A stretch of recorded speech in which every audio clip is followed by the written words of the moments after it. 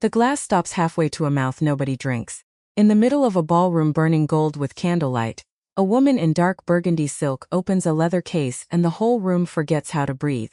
Outside, London still smells of coal smoke and perfume. Inside, something has just cracked, the music dies. Nobody told the music to die. On the grand staircase, a mother is smiling through the announcement of her daughter's betrothal. That smile goes out slowly, inch by inch, the way a candle dies between two fingers. Near the punch table, a gentleman has gone the color of ash. He is staring at the papers in that leather case. He already knows whose signature is on them. 6 years this woman practiced the art of being invisible. Tonight she lays down the first page. London smelled like ambition that week. Perfume and coal smoke. Desperation wearing lace gloves. Cordelia Ashworth stood at the back of Mamset's dress shop and wished, not for the first time, that she had been born invisible instead of merely treated that way. 26 years old, unmarried.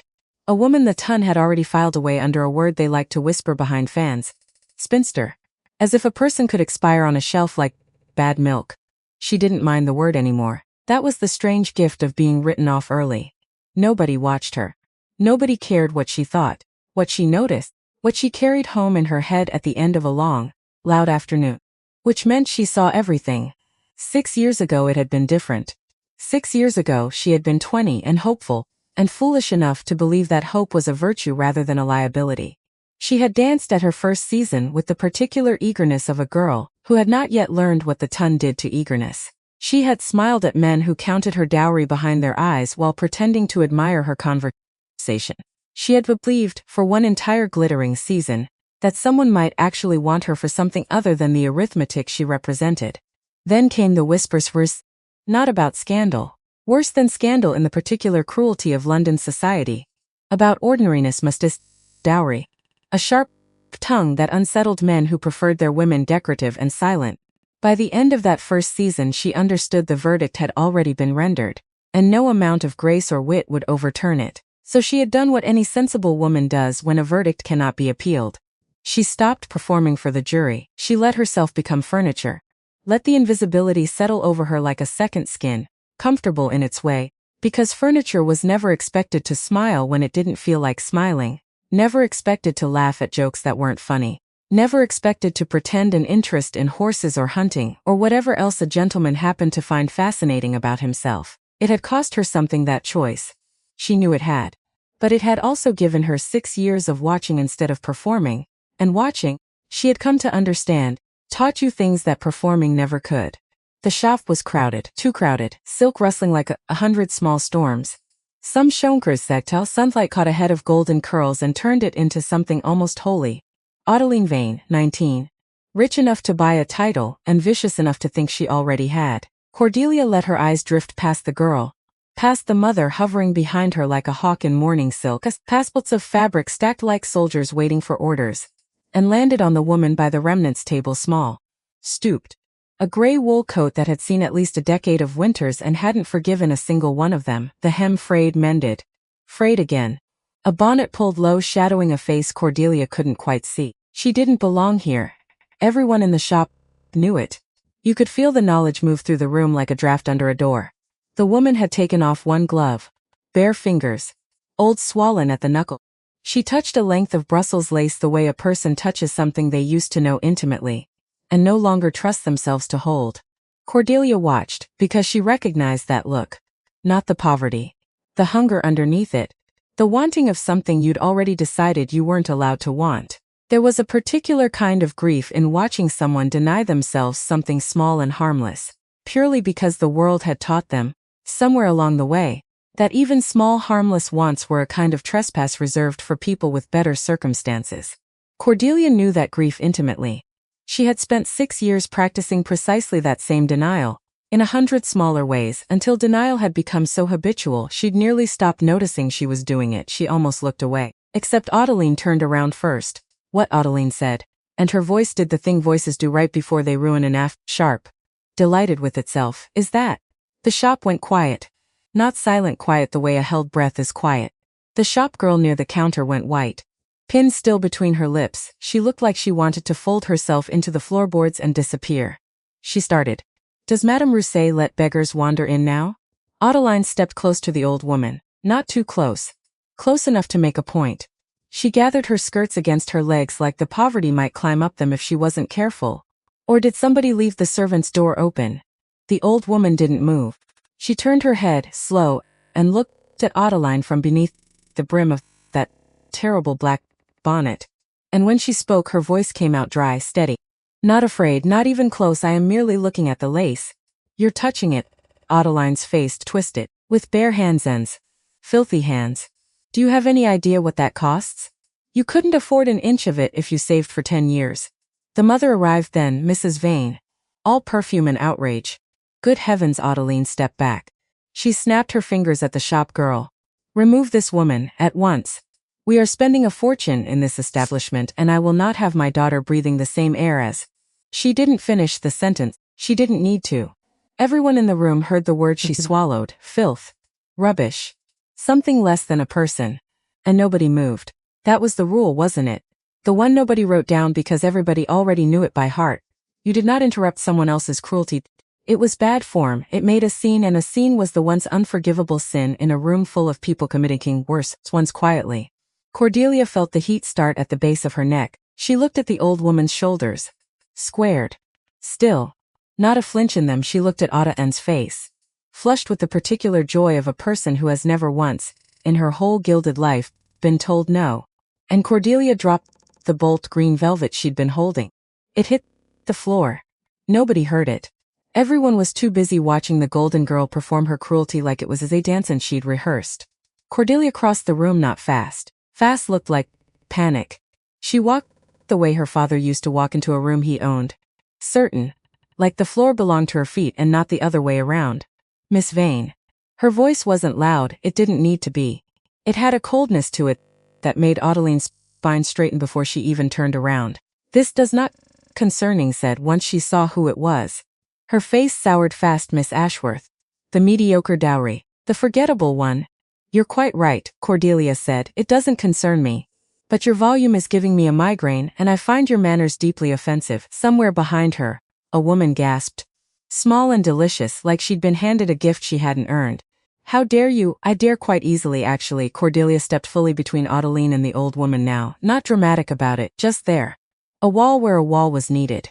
It's one of my few talents, my daughter Mrs. Vane hissed, was merely observing that a beggar has infiltrated a respectable shop. A beggar? Cordelia turned her head, slow, and looked at the old woman properly for the first time. Up close, the wool coat was worn but clean. Meticulously clean. Someone had cared for this coat the way you care for something you intend to keep using long after fashion has stopped noticing it.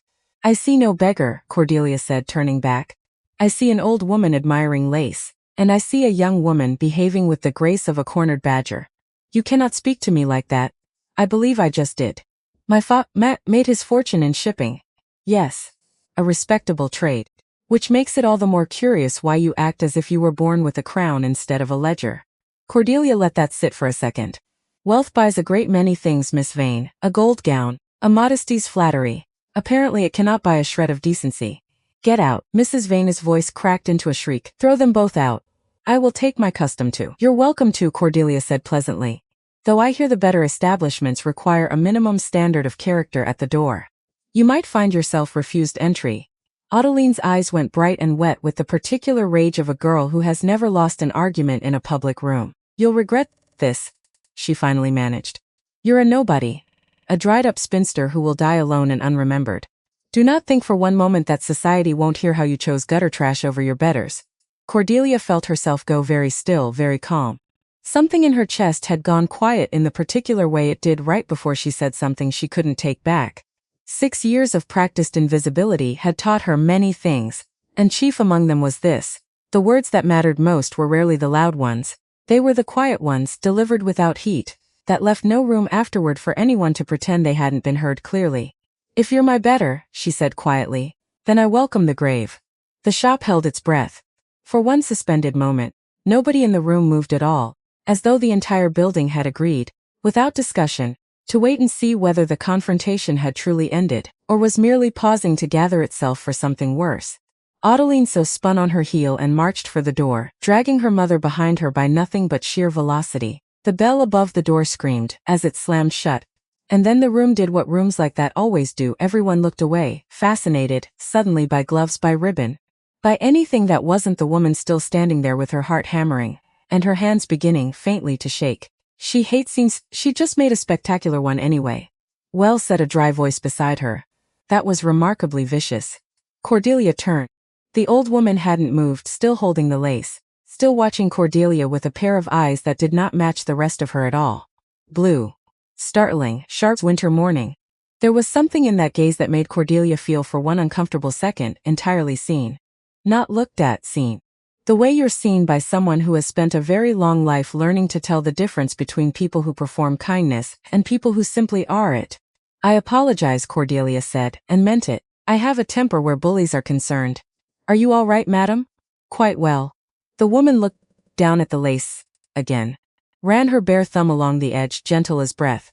Though the young lady was correct about one thing, I cannot afford this. It's meant to be admired, Cordelia said. That's what the offcuts are for. I used to make lace. The old woman's voice went somewhere far away for a moment. A long time ago. She held up her hand, the joint swollen, twisted with age. My hands don't obey me anymore. I only wish to feel the quality one more time. Cordelia thought about her own hands.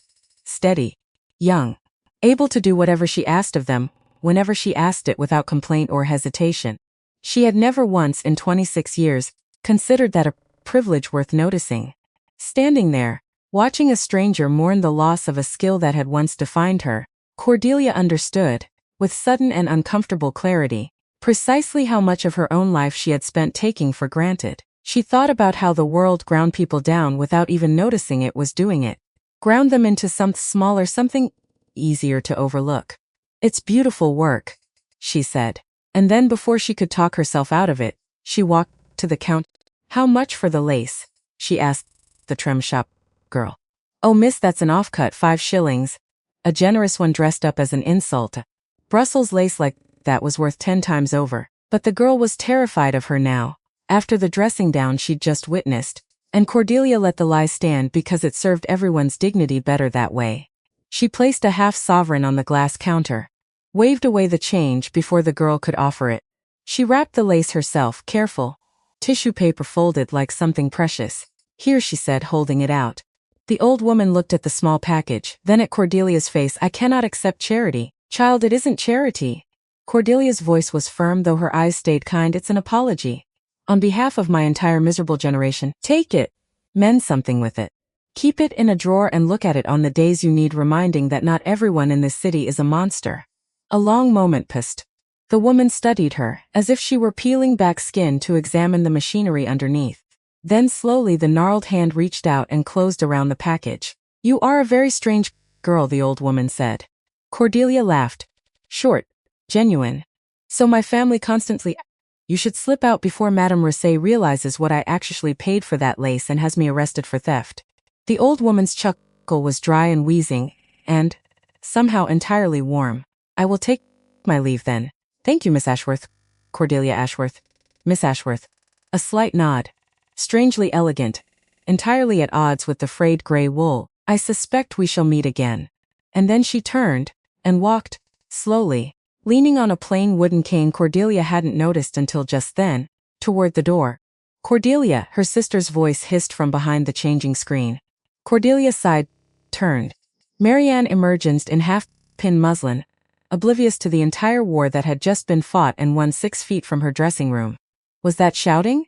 Adeline Vane, Cordelia said, discovering the world doesn't revolve around her. That must have been painful, devastating. Cordelia managed a tired smile. Turn around, let me see the back. You're bleeding, Marianne said suddenly, catching sight of a small red mark on Cordelia's glove where, apparently, the pin she'd been gripping too tightly during the entire confrontation had finally found skin. It's nothing. It's blood, Cordelia. On white silk. Take the glove off before Madame Rousset sees and charges Edmund for a replacement.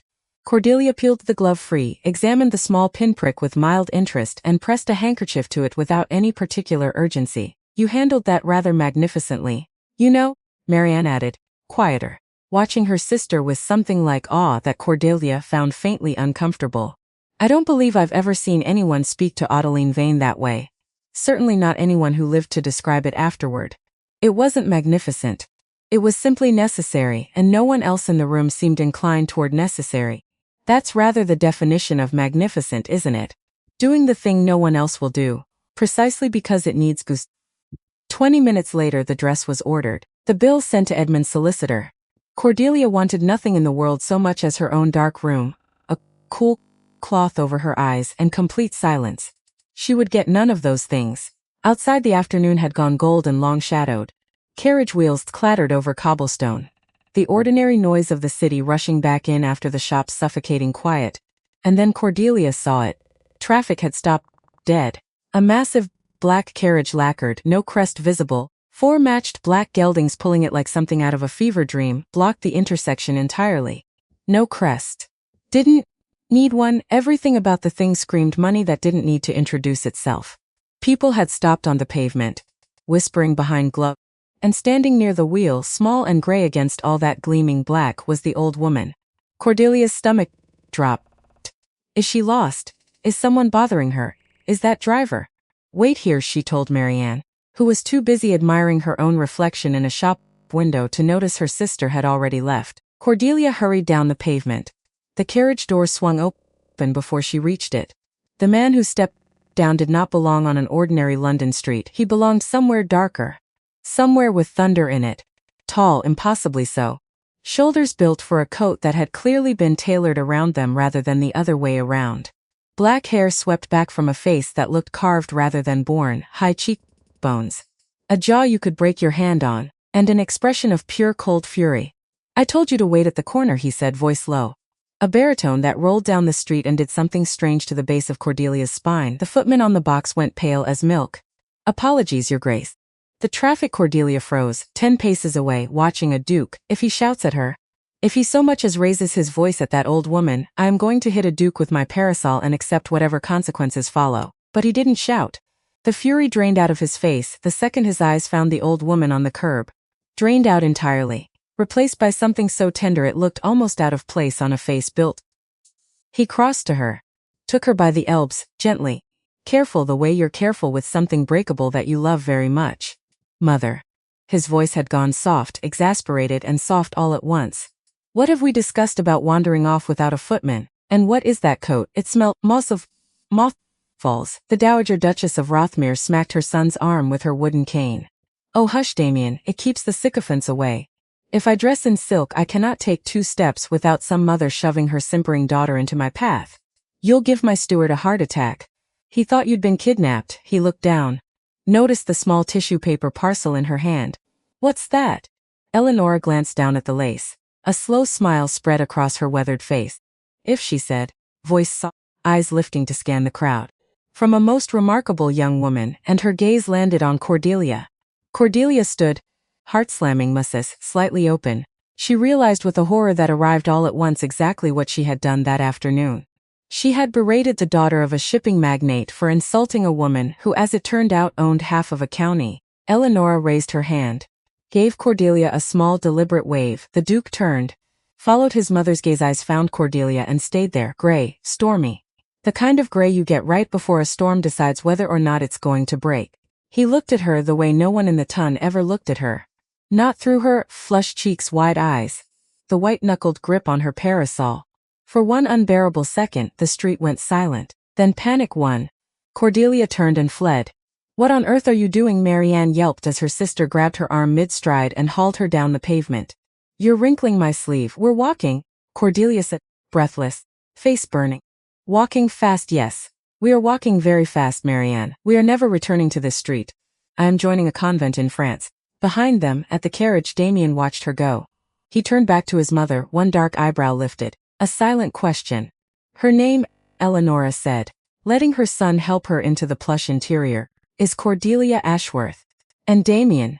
He climbed in after her. Pulled the door shut. Yes, mother. Eleanora unwrapped the tissue paper, smoothed the Brussels lace lap, like that's something holy.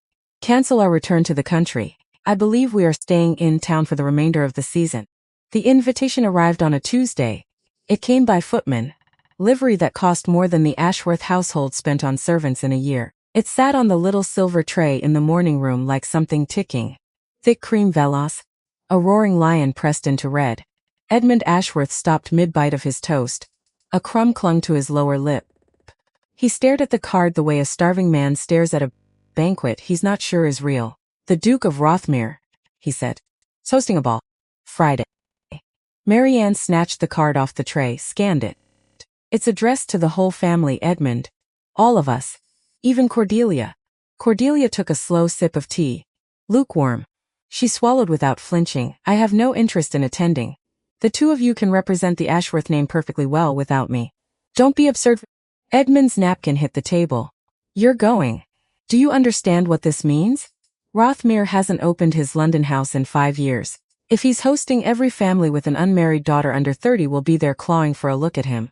"Which is exactly why I shouldn't go," Cordelia said mildly. "You're going." "I'm 26, Edmund. I'm not clawing anywhere. I'd rather stay home and read the parliamentary reports. At least the men in Westminster are honest about their lying. We need the social capital." Edmund's voice had gone sharp, final. "Being seen there elevates this family. And Marianne needs a chaperone while I'm networking." Cordelia looked out the window. Gray sky. Threat of rain. She noticed and filed away without quite meaning to the particular strain in her brother's voice. Not ambition exactly, something underneath it. Something that sounded, if she listened closely enough, almost like she didn't ask, not yet. Because that was the thing about Edmund lately. He'd been odd for weeks. Odder than usual. Odd in the way a man gets when he owes something he can't repay. And has decided the best strategy is to talk very loudly about entirely different subjects. Which, Cordelia had noticed: the new watch. The new boots.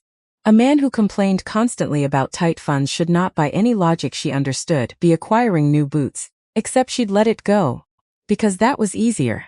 Because Edmund's finances were Edmund's business. And she had learned a long time ago that pulling a thread on her brother's affairs usually unraveled something she didn't have the patience to reweave. So she filed it away. Under a category in her mind labeled, simply later. She didn't know yet how much later would cost her. By Thursday the entire ton had gone feverish. Modistes worked their seamstresses through the night. Florists were stripped bare. The rumor mill churned out theories faster than anyone could disprove them. The loudest theory broadcast, naturally, by Mrs. Vane at a musical evening on Tuesday held that the Duke had glimpsed Adeline through the shop window on his way through town. Been instantly captivated. Thrown the entire ball simply to arrange an introduction. "She's insufferable," Marianne whispered, watching Adeline preen beside the pianoforte. "She's terrified," Cordelia corrected it quietly. "Loud people usually are. If she stops talking about how inevitable her triumph is, she might have to consider the possibility of failure." Friday evening, her narrow bedroom mirror, preparing as she thought of it privately for the slaughter. She refused a new dress, instead her darkest gown, deep plum silk, the kind of color that swallowed candlelight instead of catching it. No jewelry beyond a simple string of pearls that had been her mother's. Hair pinned back, severe, anchored tight. "You look like you're attending a very fashionable funeral," Marianne observed from the doorway. "I am," Cordelia said, turning from the glass. "The funeral of my quiet, uninterrupted life. Let's get this over with." Rothmere House did not simply occupy its space on the square. It dominated it.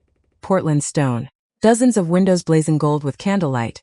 A line of carriages stretching around the corner, each one disgorging aristocratic cargo into the crush. The air was suffocating. Crushed orchid and hot wax, and the particular sourness of ambition dressed up in French perfume. Cordelia executed her survival plan within 4 minutes. Potted palms near the terrace doors. Clear sights and physical. Edmund had already vanished, drawn toward a cluster of aging lords like iron filings to a magnet. "It's magnificent," Marianne breathed. "It's loud," Cordelia said. She watched the room organize itself the way it always did. Minor gentry hugging the walls, merchants clustered near the food, hungry for a title's proximity, and near the grand staircase, the apex predators.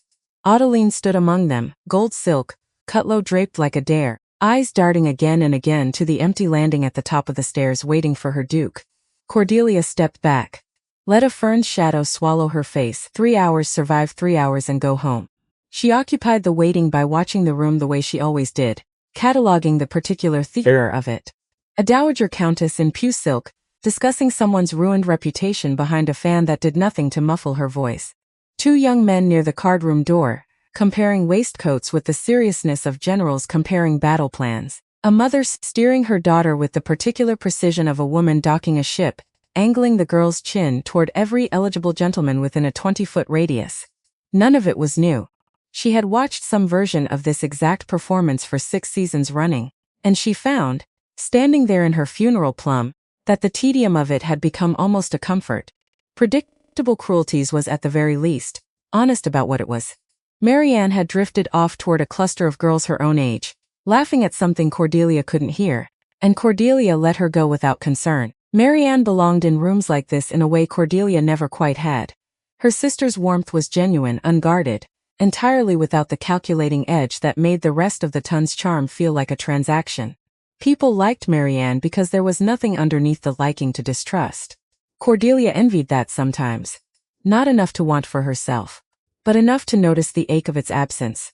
The silence started at the staircase and rolled outward like something falling. Damien, Duke of Rothmere, stood at the top, black coat, white cravat, no medals, no ribbons.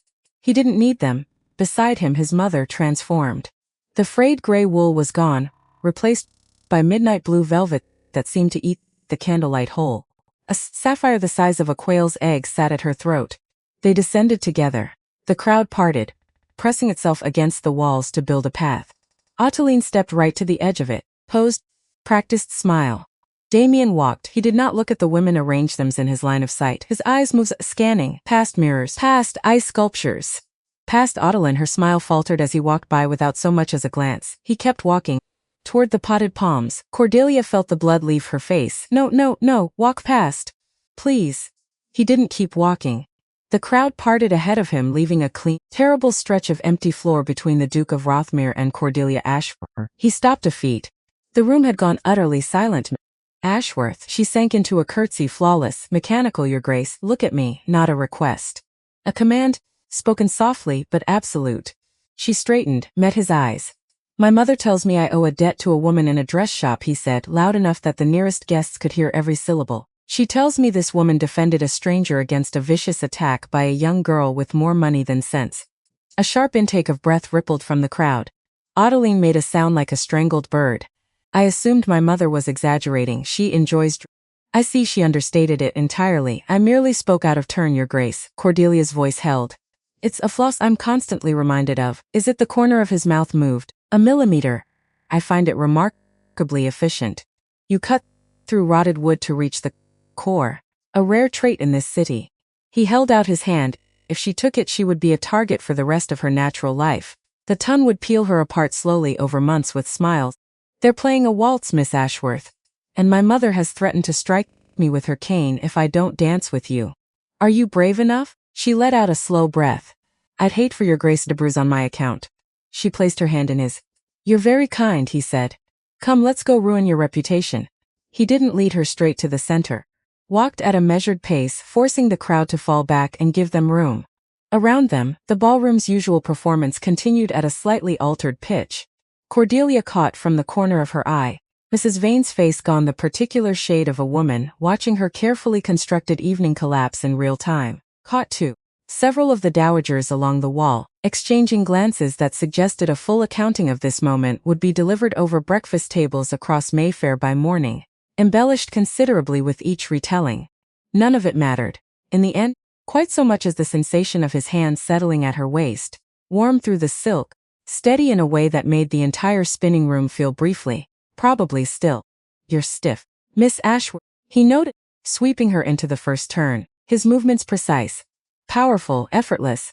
I'm terrified, Your Grace. There are women in this room calculating how to poison my tea. A short, rough laugh, rusty. Like he didn't use it often. Let them stare. They're vultures. They only circle things already dying. A beat. You are very thash. I was content being dead to society. Invisibility is an underrated survival tactic. Invisibility is a coward's tactic, he said it gently, but it landed like a verdict. And you are not a coward. A coward doesn't humiliate a shipping heiress in public to protect a stranger. I didn't know she was a duchess. No, he admitted, jaw tight. But I wouldn't have handed her a half-sovereign out of pity either. That was patronizing of me. My mother, he said, and something warmer crept into his voice, has an estate that generates 40,000 a year. She owns rubies Catherine the Great once tried to buy. And that lace is currently sitting on her vanity table. She hasn't stopped talking about it in 3 days. Why was she wearing that dreadful coat? Because London is ridiculous and she knows it. He turned her smoothly past a cluster of scandalized dowagers. She dresses down to see who treats her with basic dignity. Once the title's stripped away, most seasons she finds no one who passes. His gaze locked on her. Until Tuesday. You don't like the ton either, Cordelia said. A statement, not a question. I loathe a marketplace where human beings are weighed, priced, and traded for land and influence. Yet, hosting the largest market of the year. My mother required a stage. His grip tightened fractionally at her waist. She wanted to prove a point. The Rothmeres do not make points quietly. What point? That she could demonstrate to London what actual grace looks like. That she could humiliate the Vane family for their vulgarity. And mostly the music swelled toward its final bars, that she wanted to see what you do when dragged into the light. Cordelia's eyes narrowed. I'm not a performing monkey, Your Grace. Nor a pawn in your mother's games. I know if I thought you were, I wouldn't have asked you to dance. I'd have sent flowers and a polite note and left you to your invisibility. The music ended. He slowed this to a stop. You're angry, he said quietly. I'm annoyed. She stepped curtsy. I don't like being manipulated. Even by duchesses. Good, a dangerous, fascinated gleam in his eye. Keep that anger, Miss Ashworth. You're going to need. She asked what that meant. He offered a stiff bow and walked away. Toward the card rooms gone. Cordelia stood alone at the edge of the floor, feeling exposed. A shadow fell across her. The Dowager Duchess materialized somehow from the crush of guests. Eleanora's blue eyes crinkled. You didn't step on his toes once, Your Grace. Your son informs me I'm part of a demonstration. Eleanora's laugh was dusty and dry. My son lacks tact. He thinks everything is a cavalry charge. She tapped her cane against the floor. Walk with me, child. I find standing still makes me a target for tedious conversation. The supper room was a masterpiece of Entang dressed as host-to-past. Eleanor steered them not toward the main tables, but toward a small alcove draped in gold velvet. Sit, Eleanora ordered, lowering herself into a plush chair with a sigh. My knees are staging open rebellion. A footman poured clear broth into porcelain bowls. I detest ballroom food, Eleanora said, picking up by spoon. Eat, Cordelia. It'll settle, not digestion. Eat. You're quiet, Eleanora observed. I'm attempting to determine whether I am a guest or a hostage, Your Grace. A bark of fair question. A guest. I understand why you feel cornered. Leo lacks subtlety. Believes he can march in, demand honesty, and march out again. He also believes he understands the fallout, Cordelia said. The fallout will be my family besieged by sycophants by morning. And every woman of consequence in London plotting my ruin. Are you frightened? Cordelia considered it. No, she said finally. I'm merely tired. I built a quiet life. I liked it. Something in Eleanora's face softened. My husband loved the noise, she murmured. The sycophants, the chatter. When he died, Damien inherited the title, the debt, and the vultures.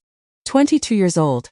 He spent 10 years cleaning up his father's messes and learning to hate the people who praised him to his face and waited for him to fail. He needs a wife, Eleanora continued, voice dropping. Not a girl who faints when he raises his voice. Not a woman who calculates affection against the balance of his ledgers. Her eyes fixed on Cordelia's. He needs someone who isn't afraid of the dark. Someone who'll stand in a crowded shop and tell a bully to go to hell. Cordelia set down her spoon. 'Cause something about the old woman's certainty unsettled her. The particular settling of being seen more clearly than she'd ever been seen before. You barely know me, Your Grace. I know enough. I've lived 8 decades, Cordelia. Long enough to recognize the genuine article the moment it stands in front of me. However plainly it dresses, however hard it tries to disappear into a corner. Eleanora's gaze softened, just slightly. You've spent years making yourself small.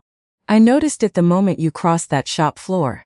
The way you walked as though you didn't want to be seen doing something remarkable. Even while you were doing exactly that. Smallness is safer. Smallness is exhausting, Eleanora corrected. There's a difference, though most women your age haven't yet learned to tell them apart. Safety asks nothing of you. Smallness asks you to disappear a little more of yourself every single day, until one morning you wake up and can't quite remember what the undiminished version even looked like. Cordelia felt something in that land harder than she expected. Because it was true, and because no one had ever said it to her quite so plainly before. And you think your son's is the antidote to that?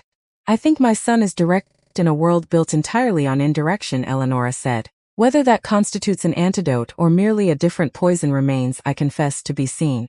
But I'd rather watch you find out than watch you spend another 6 years perfecting the art of being overlooked. Before Cordelia could respond, the velvet curtains parted, Mrs. Veining Adeline's arm hard enough to leave marks. Adeline pale, lower lip trembling. Your Grace, Mrs. Vane's curtsy was so deep she nearly toppled. Forgive the intrusion, we simply had to pay our respects. Eleanora didn't look up from her broth. You're interrupting my supper, Mrs. Vane. I'm so terribly sorry. Mrs. Vane shoved Autumn apologize for Tuesday. We didn't realize who you were, Your Grace. Us.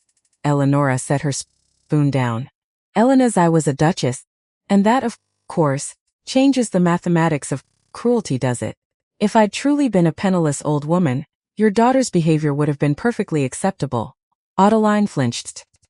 Do not speak to me. Eleanor's voice cut like a blade. You are a vulgar, cruel girl who judges the world by its wrapping, because you have nothing of substance inside your own. I have no interest in your apologies. They're born of terror, not regret. Your Grace, my husband's standing is not my concern. Eleanora gestured toward Cordelia. If you wish to apologize, apologize to Miss Ashworth. She's the one forced to endure your daughter's screeching. Cordelia looked at Adeline, saw the panic underneath the powder, the desperation to cling to a rung on a ladder she'd never chosen to climb. Now she only felt something closer to pity. That won't be necessary, Cordelia said quietly. Eleanora frowned. Cordelia, do not let them off the hook. There's no hook, Your Grace. An apology under threat of ruin is worthless. I don't want it. Miss Vane and I understand each other well enough. Let's leave it there. You may go, Cordelia said. Mrs. grabbed her daughter's arm and dragged her from the alcove without another word. Eleanora sighed. You're too merciful. Mercy requires power, Your Grace. I have none. I merely refuse to participate in their degradation. It's exhausting. It is, a deep voice agreed from just beyond the curtain. Damien stepped through. The carriage is ready, Mother, he said, though his gaze didn't leave Cordelia. Eleanora smiled, rose, gave Cordelia a small nod, and walked through the curtains, leaving the two of them alone in the dim gold light. You did not gloat, Damien said, stepping closer. Gloating is for people surprised by their own victories. I didn't win anything tonight, Your Grace. I merely survived it. He reached out. For a moment she thought he might touch her face. Instead his fingers grazed the fabric of her sleeve. I'll call on you Monday, Miss Ashworth. Not a question. A statement of absolute intent. My brother, she warned, will be thoroughly unbearable. I don't care about your brother. Good night, Cordelia. He didn't wait for a reply. Walked out. Saturday morning tasted of damp wool and raw panic. The household had gone chaotic. Edmund returned from the ball at 3 a.m, smelling of expensive brandy, vibrating with something between elation and terror. By 8 he'd summoned a tailor, a mott, and his solicitor. He danced with you. Edmund paced the dining room. He deliberately bypassed 3 dukes' daughters and Miss Vane herself to dance with you. Then the dowager took you to supper. It was broth, Edmund. It doesn't matter if it was poisoned water. It was a public endorsement. When he calls, and he will call, you must be agreeable. Laugh at his jokes. I will not. What do you mean you will not? I mean I won't simper. If the Duke of Rothmere wants a sycophant, he had a ballroom full of them to choose from last night. Cordelia pushed her plate away and stood. If he calls on me, he'll get me. Nothing more. You are throwing away the greatest opportunity this family has had in a century. My pride, Edmund, is the only thing I actually own. She kept her voice level. It worked better than shouting ever did. You control the estate, my dowry. Where I live, you do not control my character. She turned, walked out. She found Edmund again an hour later, alone in his study, staring at a stack of unpaid bills he'd shoved into a drawer the moment she entered. He looked for a fleeting moment, considerably younger than his 29 years.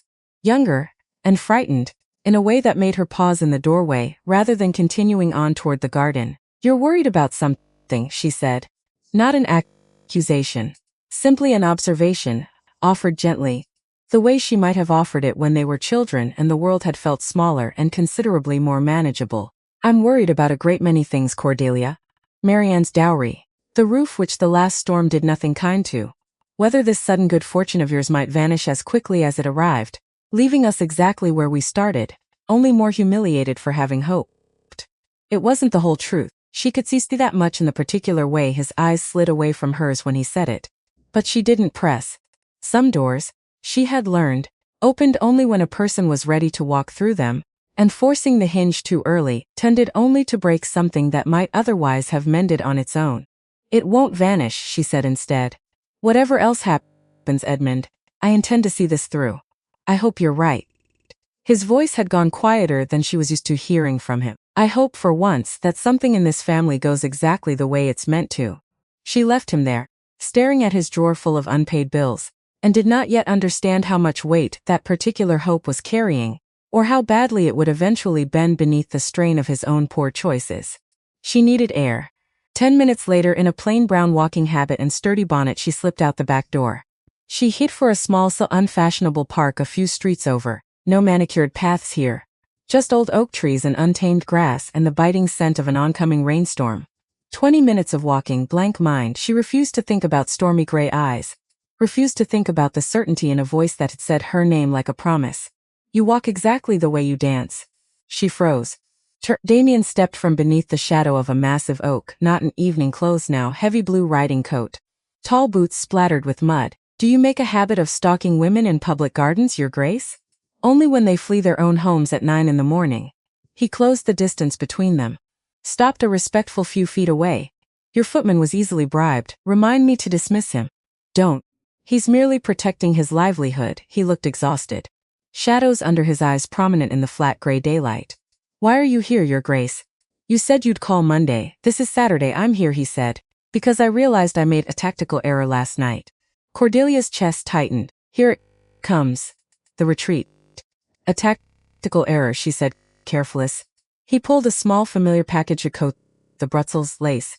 She took it, fingers brushing his I see. Her voice went quiet. The demonstrations concluded. Point made. I'm to take back my charity and resume my invisibility. Look at me, Cordelia.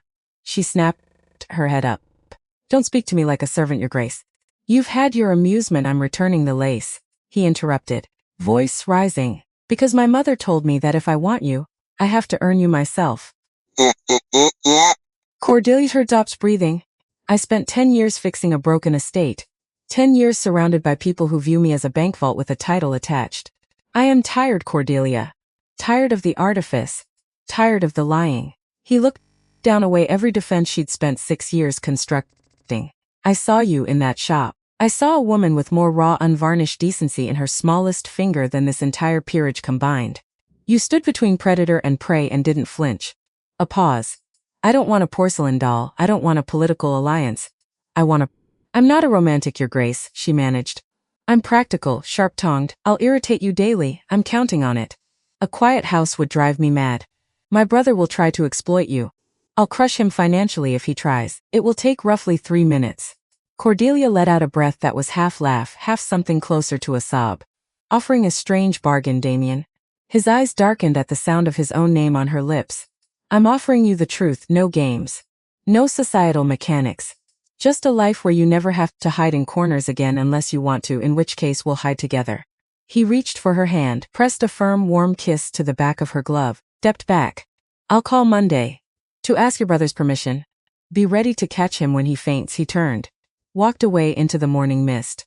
Cordelia stood beneath the oak holding a piece of lace that had somehow rewritten the entire trajectory of her life.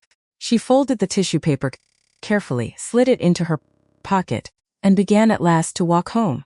For the first time in 6 years, Cordelia Ashworth did not look down at the pavement. She looked straight ahead. But 3 streets away, in a room above a gambling house Edmund Ashworth had promised himself he would never visit again, a different conversation was taking place. A woman's gloved hand, sliding a folded note across a table. A man's low, relieved voice, that settles it then. The debt's cleared. For now, Mrs. Vane said, and there was nothing warm in the words at all. Your sister owes me a favor she doesn't yet know she's made. See that she pays it. Edmund looked at the note. At the number written on it. At the number that had, until that very morning, been keeping him awake at night with the particular clarity that only ruin can bring. He told himself it didn't matter how the debt got paid. Only that it had. He didn't yet understand what he'd traded for it. He would.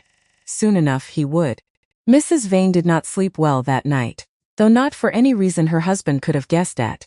Snorings beside her with the untroubled ease of a man who had never once in his life been forced to reckon with the true cost of his own comfort. She lay awake replaying the ball. Not the dance. She could stomach the dance, if pressed, could construct a version of events in which the Duke's attention had simply been a passing curiosity. easily undone. What she couldn't stomach was the alcove. The old woman's voice, cold as a winter pond, dismissing Adeline as vulgar in front of witnesses who would repeat every syllable of it, across 100 breakfast tables by morning vulgar. As though the vain fortune, built shipload by shipload through her husband's considerable industry, counted for nothing beside a title that had, by Mrs. Vane's own careful research, very nearly drowned in debt not 15 years past. She had spent 2 decades building her family's position with the same patience she now applied to every other project in her life. Marrying up, when she herself was young, to a man whose money outpaced his birth, cultivating precisely the right acquaintances, attending precisely the right churches, donating generously, publicly to precisely the right causes, until the Vane name had begun to accumulate the particular shine that money alone could never quite purchase. And in one evening, in one alcove, an old woman in a moth-eaten coat had undone a decade of careful work with 11 words. Mrs. Vane did not forgive easily. She had built her entire life on the principle that debts of every variety eventually came due. She simply hadn't yet decided, lying awake in the dark beside her oblivious husband, precisely how she intended to collect this one. By morning she had an idea, a small one at first. The sort of idea that grows, given enough patience and enough opportunity, into something considerably larger than it first appeared. She thought of Edmund Ashworth, thought of the particular desperate sheen she'd noticed in his eyes at cards the previous month, the way a man behaves when he owes considerably more than he can comfortably repay. Patience, she reminded herself, folding back the coverlet and beginning her day. Patience was the entire art of it. The engagement was announced in the Gazette on a Wednesday. By Thursday morning, the Ashworth townhouse had received more calling cards than it had received in the previous 3 years combined. Cordelia read them at the breakfast table with the particular flat expression of a woman watching a flood arrive. She had known for weeks was coming. Lady this, the Countess of that, women who had never once, in 6 seasons, troubled themselves to learn her Christian name, now writing in their most careful copperplate to express how very delighted they were for dear Cordelia. You could burn them, Marianne suggested, watching her sister sort through the pile with something close to surgical detachment. It would be considerably more honest than answering them. It would also be considerably more scandalous than anything I've done so far this season, and I find I've used up my scandal allowance rather early. Cordelia set the stack aside. I'll answer the ones that matter, the rest can wonder why the future Duchess of Rothmere didn't trouble herself to reply. Because that was the strange gift buried inside the horror of sudden visibility. She discovered in those first weeks that she no longer needed anyone's approval quite so badly as she once had. The women who had ignored her for 6 years could not unignore her fast enough now, and there was something almost comic in watching them try. There was, too, a quieter satisfaction in it, one she didn't admit aloud to anyone but herself. The particular pleasure of watching people who'd once looked straight through her, now scramble to remember her Christian name, to recall whether they'd ever been unkind, to recast, in their own memories, every prior slight as something considerably milder than it had actually been. She wasn't cruel enough to correct their revisions, but she noticed them, everyone, and filed each away with the same careful attention she'd once reserved for far more consequential figures. Damien called most afternoons that first fortnight, not for the correct half-hour society prescribed, but for whatever length of time suited him, which was occasionally 20 minutes, and occasionally most of the afternoon, depending entirely on how tolerable he found the particular conversation. He took her one Tuesday to see the dogs he'd promised. 2 enormous shaggy deerhounds that greeted her with the kind of unguarded enthusiasm no member of the ton had managed in 26 years of trying. Their names, Damien's. Watching her crouch to receive an armful of muddy affection, without the slightest concern for her walking dress, are Caesar. My father named them. He thought it was clever, was it not remotely? But I've never had the heart to change it. Some jokes survive their teller by sheer inertia. She'd laughed at that, genuinely. The kind of laugh she hadn't allowed herself in a very long time, because laughing meant caring about the outcome, and caring about the outcome meant it could be taken from her. He noticed the laugh, watched her with an expression she couldn't quite name, something between satisfaction and hunger, as though he'd been waiting a long while to see it and hadn't been entirely certain it would come. You should do that more often, he said quietly. Laugh? Whatever that was. It suits you considerably better than the funeral face you wore to my ball. I'll take it under advisement. Your Grace, Damien, he corrected. We're engaged, Cordelia. I believe that entitles me to my Christian name, Damien. she said, testing the shape of it, and found to her own quiet surprise that she liked the way it sat in her mouth. Those weeks held a kind of happiness she hadn't allowed herself to expect. Quiet mornings reading in his mother's sitting room while Eleanora dozed by the fire. Long walks through the Rothmere gardens where he talked, unguarded, about the estate's slow recovery, the tenant farms he'd personally walked every acre of, the particular satisfaction of watching something broken become whole again, through nothing but stubborn, patient work. He took her, one bright Thursday, to walk one of the tenant farms nearest the main house, a sprawling property worked by a family named Hollis, who had farmed Rothmere land for 3 generations. The eldest Hollis, a weathered man with a handshake like a vice, greeted Damien not with the stiff deference Cordelia had grown accustomed to seeing directed at him in London, but with something closer to genuine warmth. "Your Grace knows more about my wheat yields than I do most seasons," Hollis said, laughing, clapping Damien on the shoulder with a familiarity that would have scandalized half the ton. "Comes out here himself, miss, if you can believe it. Walks the fields. Asks after the drainage. My father never once saw the old Duke set foot past the drive in 30 years of tenancy." "Your father's yields suffered for it," Damien said dryly, though something in his face had softened considerably. Watching Hollis's youngest daughter chase a particularly indignant goose across the yard. "I'd rather understand what I'm responsible for than simply collect the rents and pretend the responsibility ends there." Cordelia watched him a long moment as they walked back toward the house afterward, mud on both their boots, the autumn light turning everything gold. "You're different out here," she said, "than you are in London." "I'm considerably more myself out here," he corrected. "London requires a version of me I've never much enjoyed wearing, all armor, very little substance underneath it, or at least, that's how it's always felt. Out here I only have to be useful. It's a far simpler standard to meet." She recognized something of herself in that satisfaction. In the particular pride of fixing something no one else had believed could be fixed. She should have known perhaps that a happiness built so quickly could be dismantled just as quickly. But she didn't know it yet. Not in those first golden weeks. She only knew that for the first time since she was 20 years old, she had stopped bracing herself against the next disappointment, and had simply, allowed herself to hope. Monday came the way executions come. Slow. Then all at once. Cordelia had spent the better part of the weekend telling herself, with varying degrees of success, that she would not spend Sunday evening rehearsing conversations that hadn't happened yet. She failed rather spectacularly at that particular resolution. By 10 o'clock Sunday night she had imagined no fewer than 4 separate versions of Monday's visit, ranging from a scene of quiet, dignified welcome to a scene in which Edmund embarrassed the entire family so thoroughly that Damien reconsidered the whole arrangement before he'd even removed his gloves. She woke Monday morning having slept perhaps 3 hours, dressed with more care than she wanted to admit to, and came downstairs to find the household already in a state that made her 4 imagined scenarios look, in retrospect, almost restrained by comparison. Edmund had not slept. You could see it in the sheen along his forehead, the tremor in his hand as he lifted his coffee cup and set it back down without drinking from it. The knocker cracked against the front door at exactly 2 o'clock. Not a minute before, not a minute after, which told Cordelia everything she needed to know about the man on the other side of it. A duke who arrived precisely when he said he would. Edmund shot up from his chair so fast it nearly toppled. "That's him, Cordelia. Sit up straight. No, stand."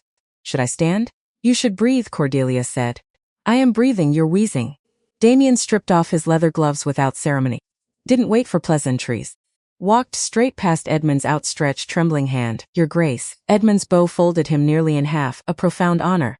"Shall we the study perhaps to discuss settlements?" "No," Edmund blinked. "I beg your pardon?" "The dowry." "I don't want it." "I of course, Your Grace. Whatever figure you had in mind." Please understand. Damien crossed the room. "I want your signature. On a document waiving any future financial claims against my estate. I'm marrying Cordelia. I am not funding your political ambitions. I am not paying your tailor. If you attempt," Damien continued, quiet and level, "to leverage my name for gain of any kind, financial, social, I will bankrupt you by Thursday.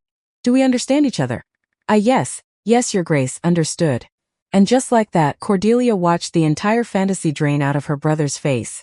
The Rothmere fortune, the imagined leverage, all of it evaporated in under a minute, replaced by something far more honest, fear. Damien crossed to the window where she stood. He reached into his coat, produced a worn velvet box. "My grandmother's," he said. handing it to her, unopened. The stone is entirely too loud. But she loved my grandfather fiercely, and she never let a single soul dictate her life. I thought it fitting. I require my own library, she said. I won't be confined to a drawing room, and I won't be managed. You get the east wing. And the day I try to manage you, I expect a letter opener through my sleeve. A real smile broke across her face. Then I accept your bargain, Damien, he exhaled, rough. Leaned down until his forehead rested briefly against hers, right there in front of her stunned siblings. Thank God, he murmured. Now let's get out of this city for the afternoon. I want you to see the dogs. Except it wasn't that simple. Nothing involving the Rothmere name was ever that simple. Cordelia understood this within the week. It started with a summons. Not from Damien. From Eleanora. The Dowager's private sitting room at Rothmere House smelled of lavender and old paper. Eleanora sat in a wing chair, her posture perfectly straight despite the visible ache in her joints. Sit. Eleanora sat. You've noticed, I imagine, the Duchess said, that my son is a man of enormous competence and almost no imagination for deceit. I've noticed he's direct. Direct. Eleanora's mouth twitched. He cannot conceive of subtlety in others because he possesses none himself, which is precisely why it's someone who can. Which is precisely why I need you. Your Grace? The Rothmere Foundation for Orphan Children, Eleanora said. My husband established it 30 years ago. I have chaired its board nominally since his death, which means I attend one meeting a year, sign whatever is placed in front of me, and trust the men who manage it, to be honest. She set a ledger down on the small table between them, slid it across. I no longer trust that, because the numbers don't sit right. I have kept household accounts for 50 years, and I know the particular shape of a lie when it's hiding inside a column of figures. Something is wrong in that ledger. I can feel it. I cannot prove it. I want you to find it, Eleanora said. I watched you dismantle Adeline Vane in 4 sentences without raising your voice. I want that mind pointed at something that actually met some. Cordelia picked up the ledger, opened it.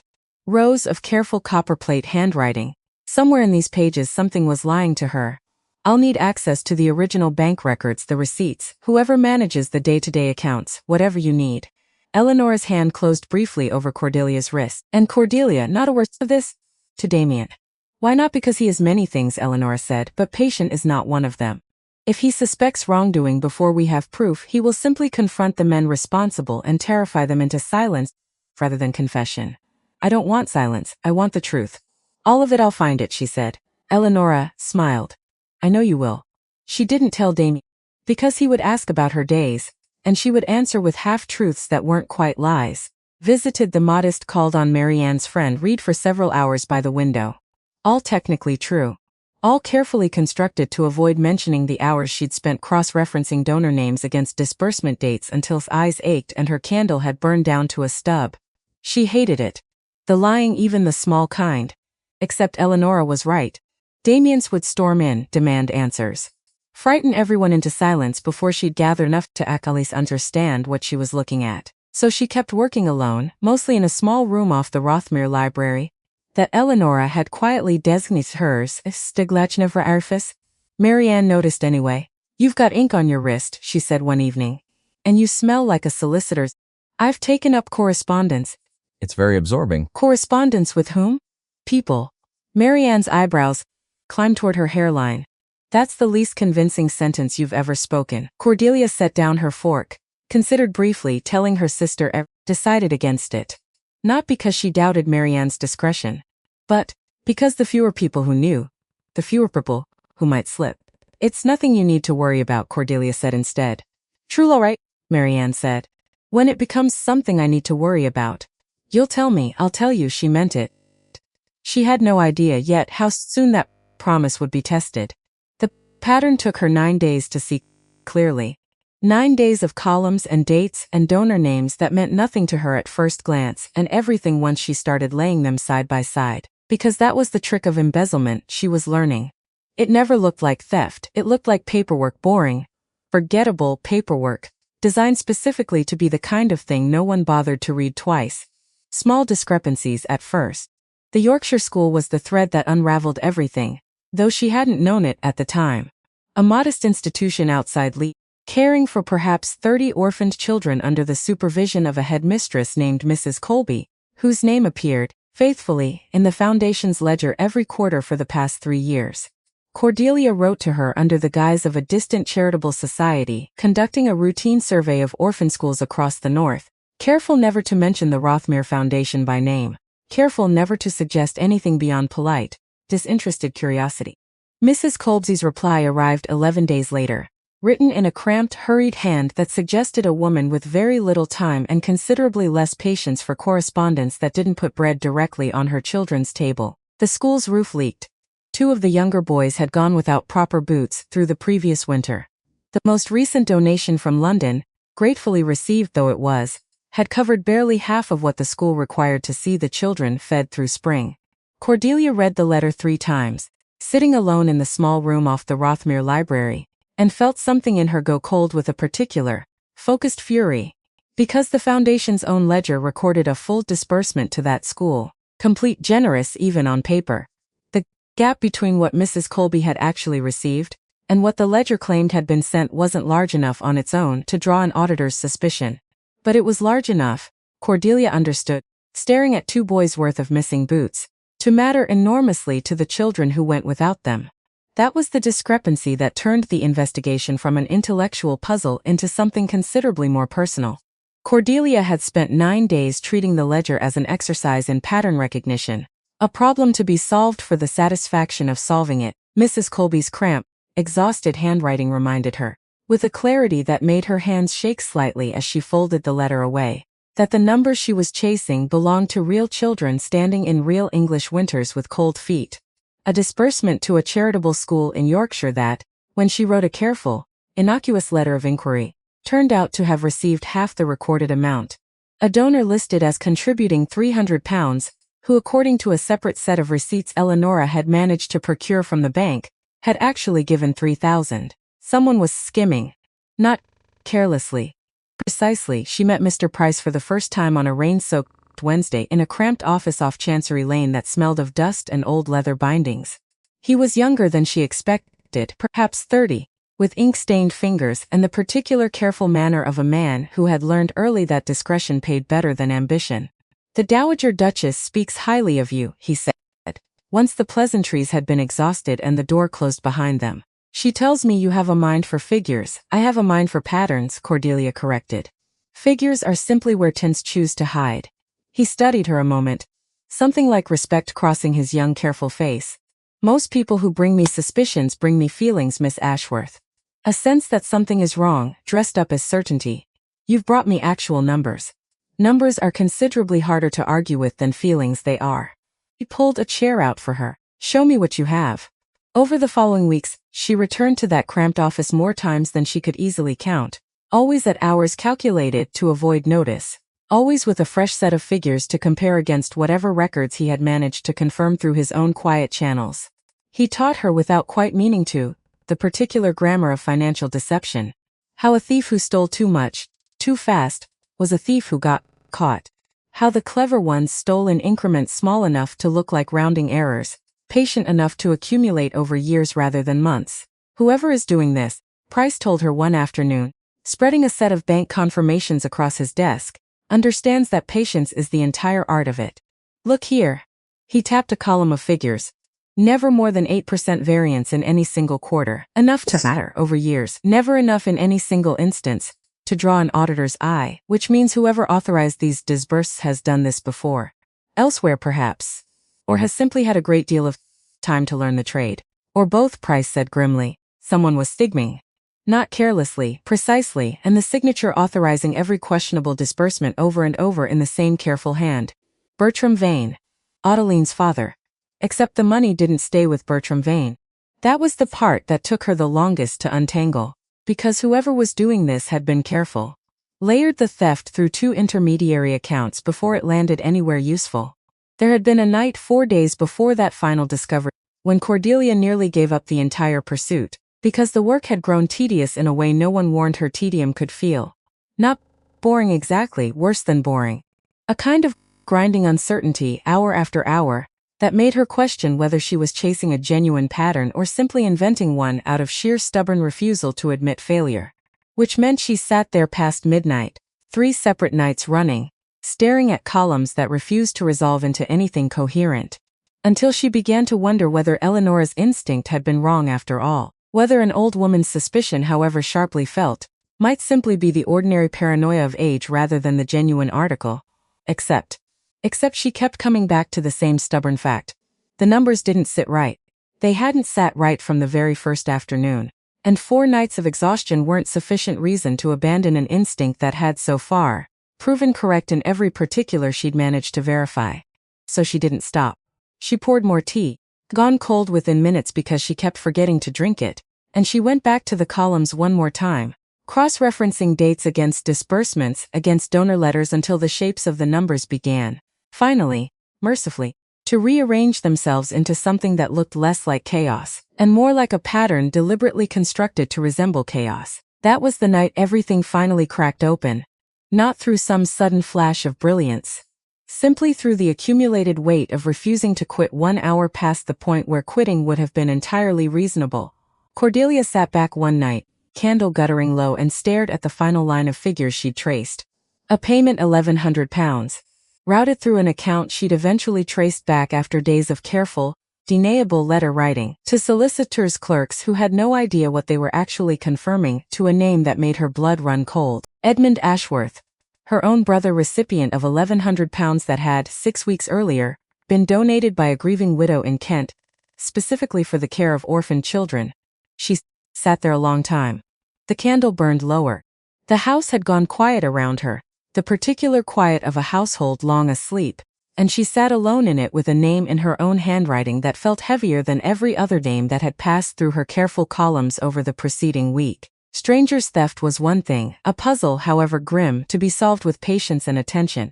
Her own brother's name, appearing there among the guilty, was something else entirely, and she found herself reading it 3 times over, as though repetition might somehow rearrange the letters into a less painful configuration. It didn't. Names, unlike numbers, rarely offer second interpretations once you've understood them correctly the first. That explained the new boots, the new watch, the sudden inexplicable calm that had settled over Edmund in the weeks before the ball after months of visible strain. Except it didn't explain why. Why would Mrs. Vane pay off her brother's gambling debts using stolen charity money? Unless it wasn't a gift. Unless it was a purchase. She wrote to the widow herself, eventually, though not until weeks later, once the fraud had been fully exposed and the repayment ordered by the magistrate's court.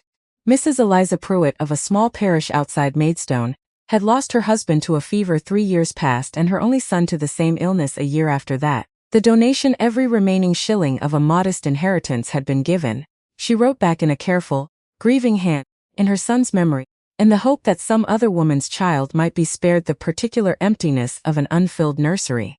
Cordelia read that letter alone in the Rothmere library, and found herself crying for the second time in this entire ordeal, though for entirely different reasons than the first. Not exhaustion this time. Something closer to the particular grief of understanding, fully and completely, exactly what had been stolen, and from whom, and why it mattered so profoundly that it be set right. She arranged, quietly, without informing anyone beyond Eleanora, for a portion of the repaid funds to be directed specifically toward a memorial fund in the Pruitt boy's name, ensuring that his mother's grief had not, in the end, been wasted on a lie. Mrs. Pruitt wrote once more. A shorter letter this time, simply thanking her, and Cordelia kept that letter in a drawer in her new library for the rest of her life. A reminder, whenever the ordinary business of running a great household threatened to make her forget, of precisely why the ledgers had mattered in the first place. She thought of the timing, thought of Adeline's humiliation in the dress shop, thought of the ball, the dance, the sudden and very public elevation of Cordelia Ashworth from forgettable spinster to future duchess, thought of how badly that must have burned. How much a woman like Mrs. Vane, proud, calculating, accustomed to buying whatever she wanted, would want a lever to pull. A debt owed by a desperate brother was exactly that kind of lever. Except knowing a lever existed and knowing what someone intended to do with it were 2 entirely different things. That was the piece Cordelia couldn't yet see. So she chose not to confront Edmund that same night, candle burned to nothing, temper still raw from the discovery. A frightened man cornered too early would only run to whoever was blackmailing him and confess the investigations out, and then every remaining thread would vanish before she could pull it. She needed more first, the full chain. Enough that when she finally sat her brother down, he would have nothing left to protect by lying to her. She didn't know yet what Mrs. Vane wanted to use it for. She was about to find out, and far sooner than she'd planned. Damien noticed the change before Cordelia was ready for him to. They were walking in the gardens at Rothmere House 3 weeks after the ball, the engagement now formally announced. "You're distracted," Damien said. "Not accusing. Just observing. I'm thinking. About the wedding. About several things." He stopped walking. Turned to face her fully. "You've been strange for a fortnight, Cordelia. Distant, in a way you weren't before. If there's something wrong, there's nothing wrong." The lie came out smoother than she'd want it to. "I'm simply tired. Wedding preparations, my brother's endless opinions about guest lists." Something in his face didn't quite believe her. But he let it go, because he trusted her with a completeness that would end up cutting both of them far deeper than either expected. "All right," he said quietly. "But if it becomes something you'll tell me." "I'll tell you," she said. She meant it in the moment. She had no idea how quickly circumstances would strip that choice away from her entirely, because 2 days later everything she'd carefully built started to collapse. It began with a letter not to her, to Damien. She learned about it only because Marianne, wide-eyed and pale, showed up at the Ashworth townhouse at 9 in the morning, still in her traveling cloak. "Cordelia," her voice shook. "You need to sit down." "I'm sitting down." "Sit down more, Marianne. What's happened?" "There's a rumor," Marianne said. "Everywhere already. I heard it from Charlotte Wren, who heard it from her mother, who apparently heard it directly from Mrs. Vane herself at a card party last night." Cordelia's stomach dropped, slow and cold, like a stone into still water. "What rumor?" "That you've been meeting privately with a solicitor. Discussing Cordelia. They're saying you negotiated a secret settlement.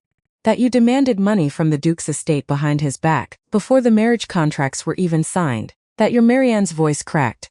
"That you're marrying him for the money. That you always were."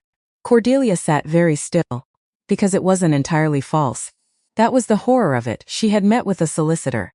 More than once, in fact, a quiet, discreet young clerk named Mr. Price, whom Eleanora had recommended for exactly this purpose.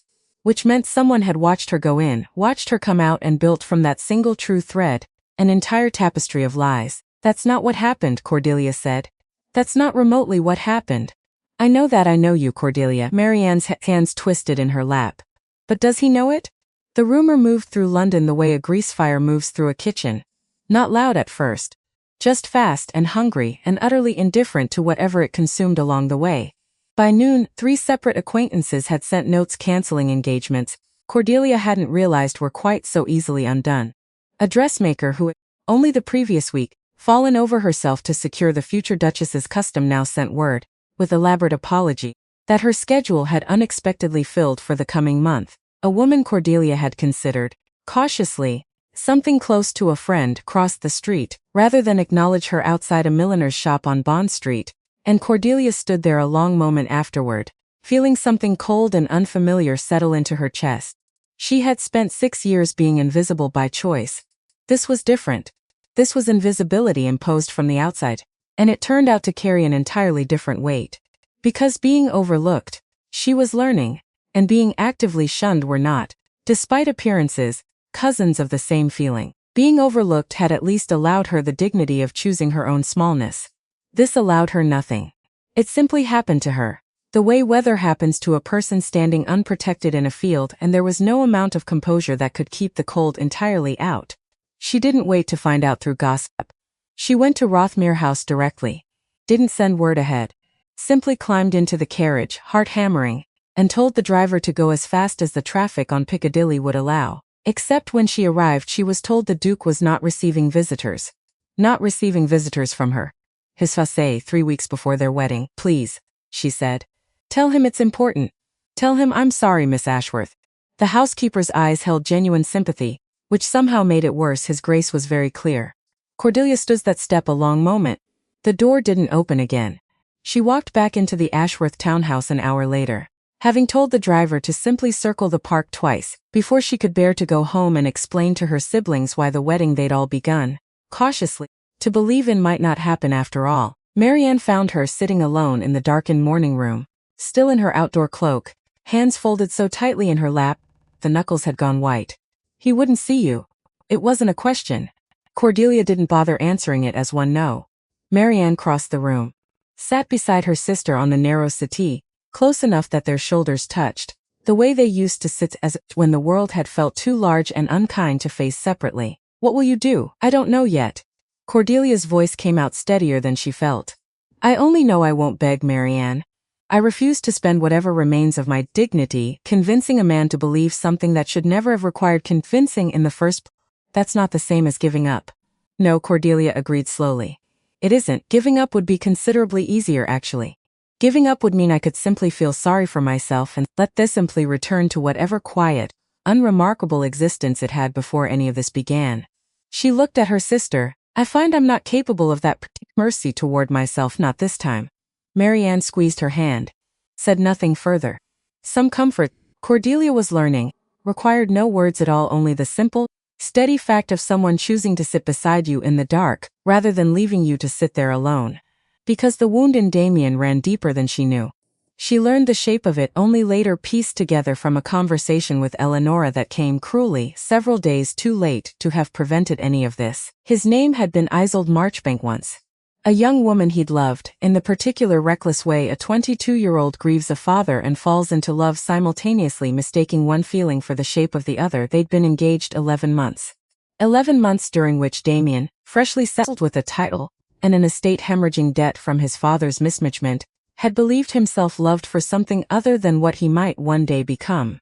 Until the debts became public knowledge. Until the extent of the ruin his father had left behind became impossible to hide from London's more calculating families, Isolde had ended the engagement within a week of the news breaking. A politely worded letter. No explanation required because none was needed. She had loved the title, not the man wearing it. And the moment the title looked less valuable than expected, so did he. He remembered still, with a clarity he wished had faded, the particular afternoon he'd learned the truth of it. A mutual friend, uncomfortable and apologetic, had let slip that Isolde had already been seen at the theater with a wealthier gentleman, barely a fortnight after her letter arrived, laughing in a box seat as though the entire engagement had cost her nothing more than a mildly inconvenient season. He had gone that same evening, uninvited, and watched from the shadows of the lobby as she accepted that man's arm with the exact same warmth she'd once shown him, and understood, with a coldness that settled into his chest and never entirely left it, that the warmth itself had never been real at all. Only a performance, calibrated precisely to whatever fortune stood nearest.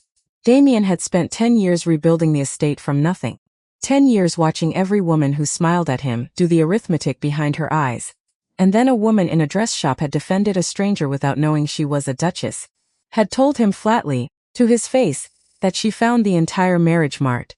Degrading, he had let himself believe for the first time in a decade that he'd found someone incapable of that particular lie. The rumor confirmed the exact fear he'd spent 10 years building walls against.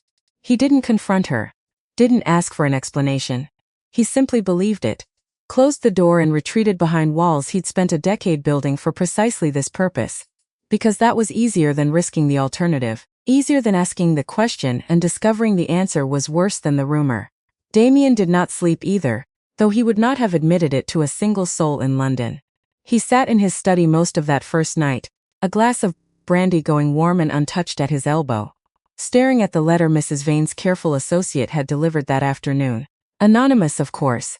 These things always arrived anonymously, dressed up as a concerned friend's discretion rather than what they actually were, which was a knife aimed precisely at whatever soft, unguarded place a man had left exposed. He read it 4 times, each time the old wound opened a little wider. He thought of Isolde, of the particular careful cruelty of her final letter, written in a hand so steady it taken him weeks, how completely she had already stopped loving him before she ever put pen to paper.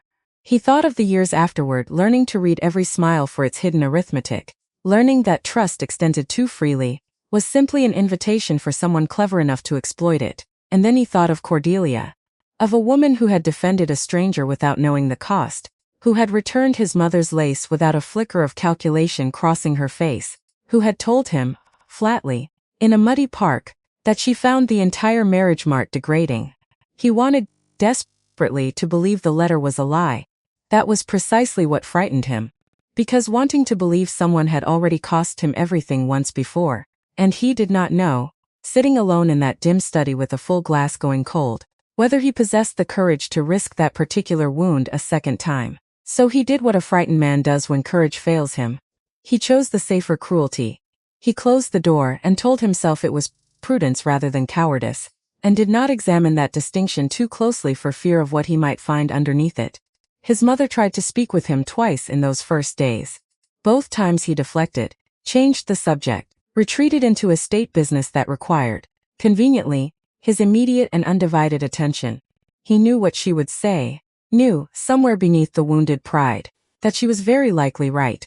But knowing a thing and being able to act on it occupied, he was discovering 2 entirely separate rooms in a man's chest, and he could not seem to find the door between them. She wrote to him that night 3 drafts. The third, the one she finally sent, hands shaking as she sealed it, simply true. I don't know what you've heard, I can guess. I won't insult you by pretending the pieces of it aren't real, because some of them are. I have met with a solicitor. More than once. But not for the reason you've been told. I cannot explain further in a letter. I gave your mother my word I wouldn't, and I intend to keep it, even like this. I know how that sounds. I am asking you to trust me for a few more days. No reply came. Not that night. Not the next day. Because silence, she was learning, could be its own kind of violence. She spent about her days as if nothing had happened, except at night, alone, she let herself feel the full weight of it.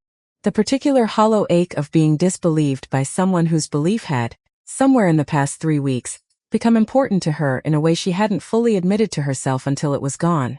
She thought about giving up, only once, in the deep quiet hours past midnight. The thought lasted exactly as long as it took her to remember the old woman in the dress shop, the bare arthritic hand reaching for lace she could no longer make. Cordelia Ashworth did not walk away from unfinished things. She got out of bed, lit a candle, went back to the ledgers, because if Damien wouldn't trust her word alone, she would give him something better proof. Edmund's face, when she confronted him 3 days later, told her everything before he said a single word. She'd waited until Marianne was out. Only the 2 of them in the small study, morning light slanting gray through rain-streaked windows. Sit down, Edmund. I'm quite comfortable standing. Sit down. Something in her voice made him obey. He lowered himself into the chair across from her desk, and she watched him notice the stack of papers arranged with careful precision in front of her. Bank correspondence, donor letters, a column of figures in her own careful hand, tracing a line of money from a grieving widow in Kent all the way to an account bearing her brother's name. His face went the color of old parchment. Cordelia, £1,100, she said. Flat. Quiet. 6 weeks ago. From an account controlled at some remove by Bertram Vane, which is itself funded, in part by donations made the Rothmere Foundation for Orphan Children. I don't know what you don't. The word came out sharper than she softened it barely. Because he was still her brother. Still the boy who'd once carried her on his shoulders, through a summer meadow, before the world had taught him to be frightened of everything he couldn't control. Don't lie to me, Edmund. Not now. I have spent 9 days tracing every shilling of this. I know precisely what I'm looking at. What I don't know yet is why. Then Edmund put his face in his hands. I owed money, smussled, wretched, gambling, more than I could ever. A ragged breath. It would have ruined us, Cordelia, all of us. And then Miss Niesisn approached me. Quietly. Said she'd heard of my difficulties, said she could make the debt disappear entirely. In exchange for what? Nothing, at first. Just she asked questions. About you? Small things. I didn't think. He stopped. Swallowed hard, and then, after the ball. After the engagement was announced, she came to me again. Said she needed a favor returned. Cordelia's blood went cold. What favor? She asked. Where you went on your errands. She said she only wished to know, out of concern, whether you were being treated well by the Duke's household. His voice cracked. I didn't think it was harmful, Cordelia. I told her you'd been visiting a solicitor. I didn't know. I swear to God.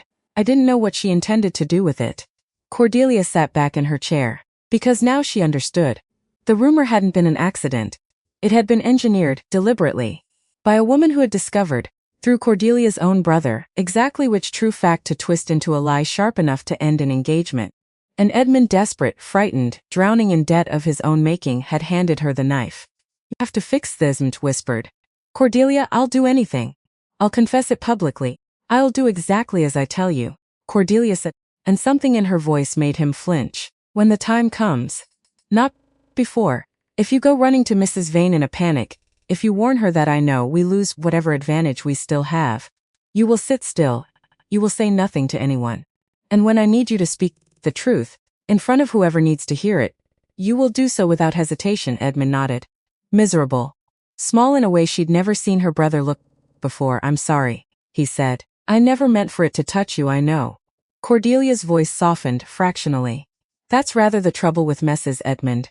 They rarely stay contained to the person who made them. She had her first real piece of evidence now.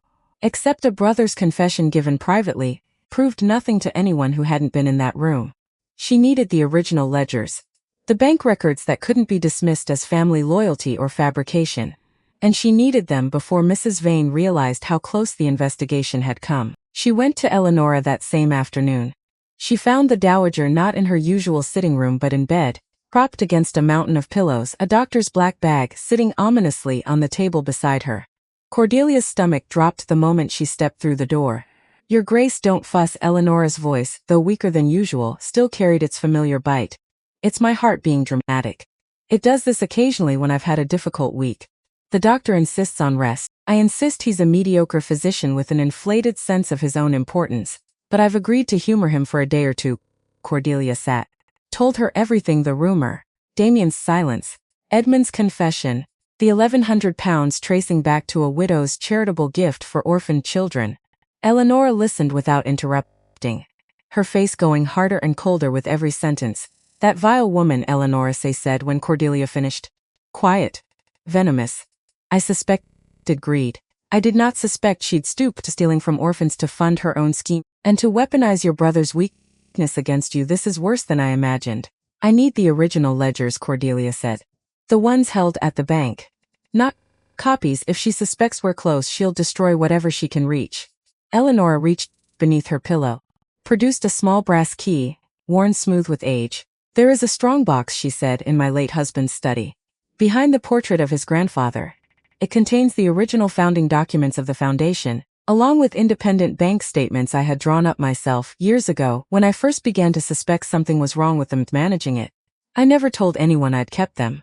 Not even Damien. Why didn't you use these already? Because suspicion isn't proof, child, and an old woman's instinct isn't evidence a court or a peerage will accept. I needed someone who could build the case properly. I told you at the ball, Cordelia. I wanted that mind of yours pointed at something that mattered. Whatever my son believes right now, Eleanora said. Whatever cowardice or fear or old wounds have made him believe. Don't let it stop you from doing what's right. He'll come to his senses eventually. My son is many things. Stubborn beyond reason is chief among them. But he is not in the end a fool.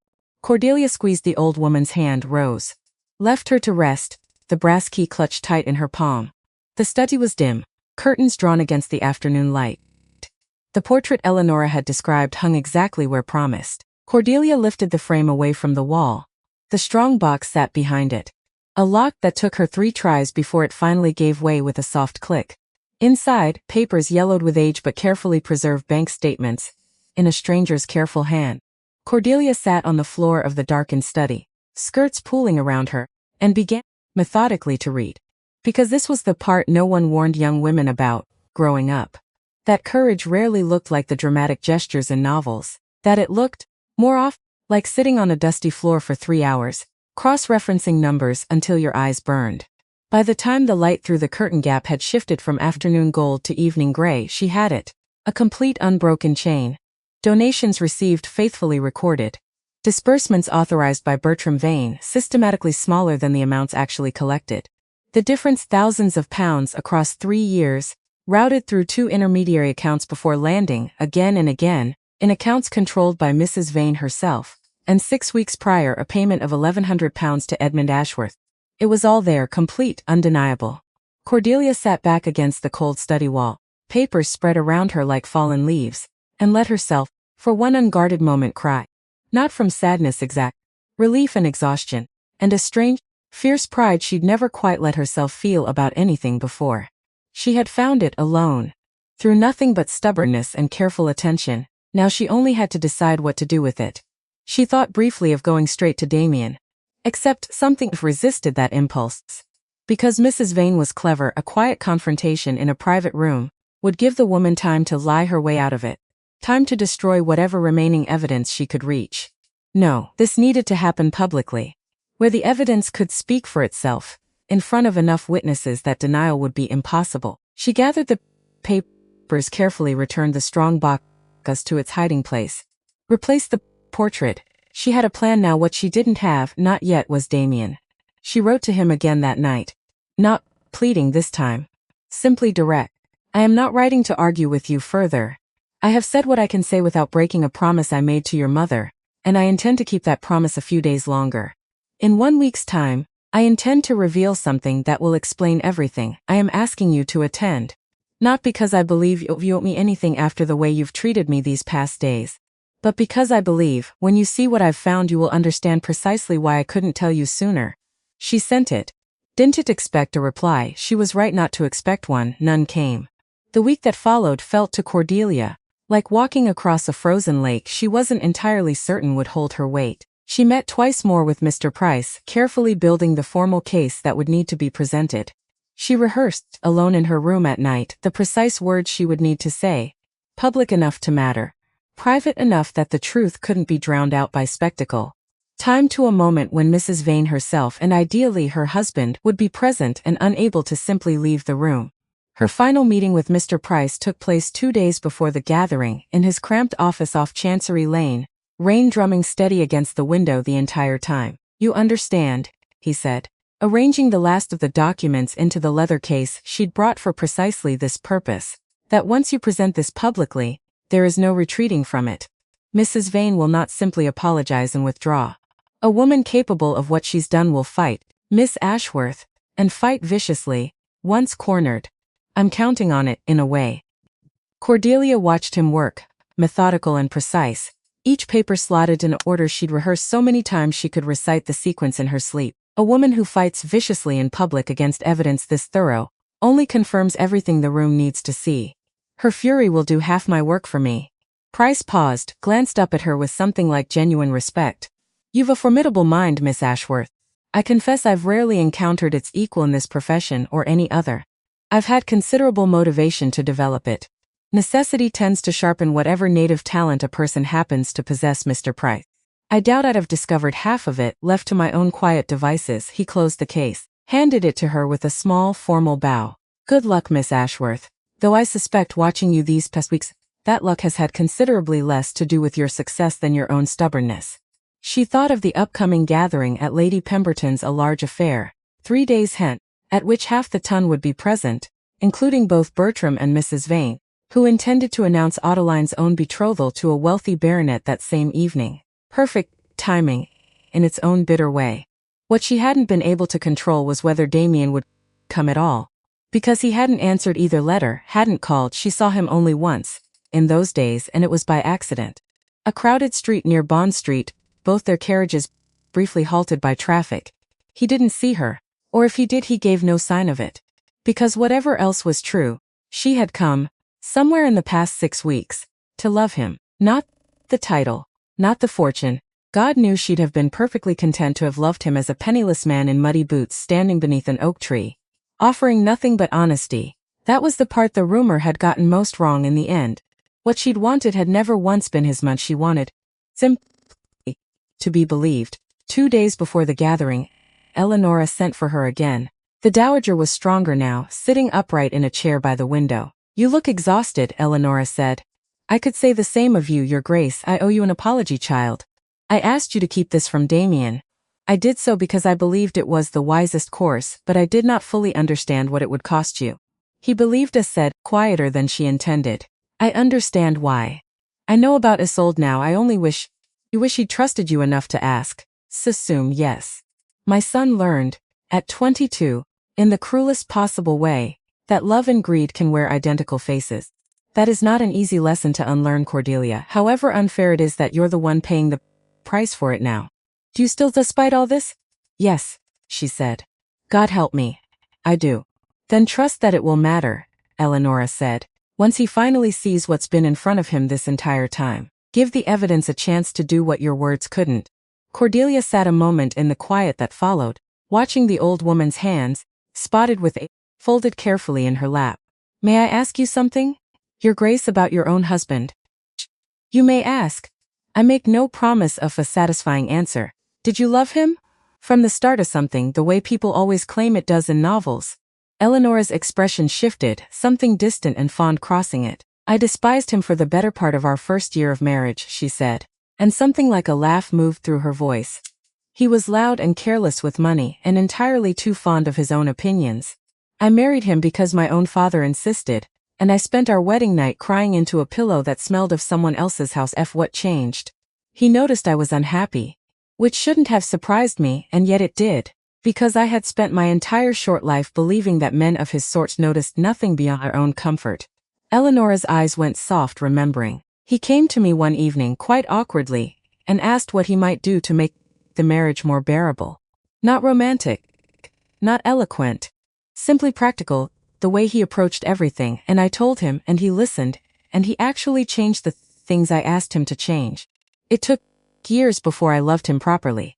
But it began there in the noticing. That sounds, Cordelia said slowly, rather's like your son. It is precisely like my son, Eleanora said, which is why I have such hope for the two of you. Whatever mess currently stands between you. Damien notices things, Cordelia. He simply doesn't always know what to do with what he's noticed, particularly when old wounds get in the way of good sense. Give him room to catch up. He generally does. Eventually. The night before Lady Pemberton's gathering, Cordelia couldn't sleep at all. She's lay awakes at the ceiling, running through every piece of the plan one final time. She thought of Edmund, waiting in nervous silence at home, prepared finally, genuinely prepared, to confirm the truth publicly.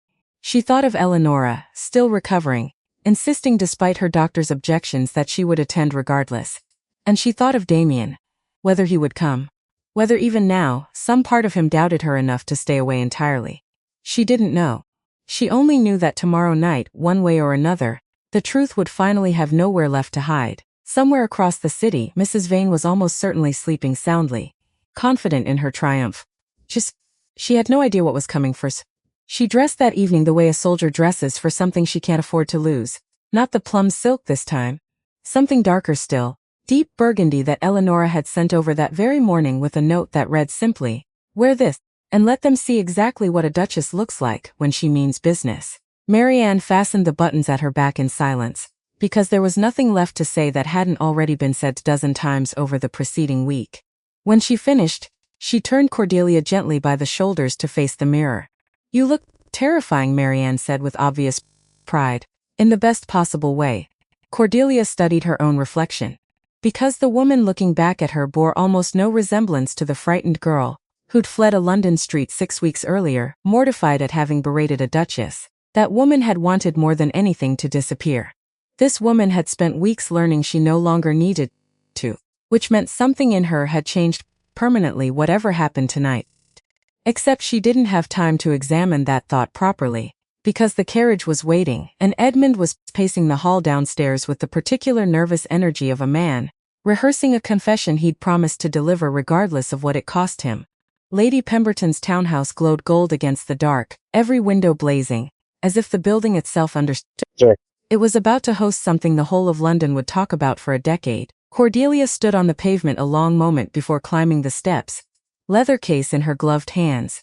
Papers inside it that could end a woman's reputation, restore a fortune stolen from children, who would never know their names had been used to save a gambler's debt. Because that was what this evening actually was, beneath the silk and the string quartet and the champagne. Not a party, a verdict, waiting to be delivered. She breathed in, once slow, then climbed the steps. The ballroom swallowed her whole the moment she stepped inside. She found Edmund first near a pillar, pale as the marble beside him. "You're certain," he whispered, "that this is the right way to do it, publicly? In front of everyone?" "I'm certain," Cordelia said. "Quiet confessions get quietly buried, Edmund. This family should bury things for 6 years. Tonight, nothing gets buried. And if she... what then? Then the numbers deny it for her." Cordelia's grip tightened on the leather case. "Numbers don't care whose face is red. I'll speak," he said, "when you need me to. I promise. I know." She squeezed his arm briefly. "Thank you." Marianne found her moments later, having arrived separately, her face carrying the particular bewildered hurt of a woman who'd just learned, through a servant's careless remark on the drive over, that her sister had been carrying a secret this enormous, without a word of it reaching her. "You promised," Marianne said, quiet and wounded, pulling Cordelia aside near a pillar. You said you'd tell me when it became something I needed to worry about. I know, so I'm sorry, Marianne. I gave the Dowager Duchess my word and I couldn't find a way to keep it, and also keep my promise to you. I chose the promise that protected the most people, even though it cost me the one that mattered considerably more to my own conscience. I would have kept the secret. If you'd only trusted me with it. I know you would have. The doubt was never about you. It was entirely my own, about how much weight I was willing to let anyone else carry on my behalf. Cordelia took her sister's hands. I'm asking you to forgive me for it. Not necessarily tonight, whenever you're ready. Marianne held her gaze a long moment, then pulled her into an embrace fierce enough to nearly knock the leather case from Cordelia's grip. Go do whatever you came here to do, she said, voice thick. We'll discuss my forgiveness afterward, over considerably more tea than either of us has any business drinking in one sitting. Eleanora arrived 20 minutes later, slower now, leaning more heavily on her cane than pride would normally allow, but present, upright, dressed in deep burgundy that made her look, despite everything, formidable. You look like a woman about to walk into battle, Eleanora said. I feel like one. Good.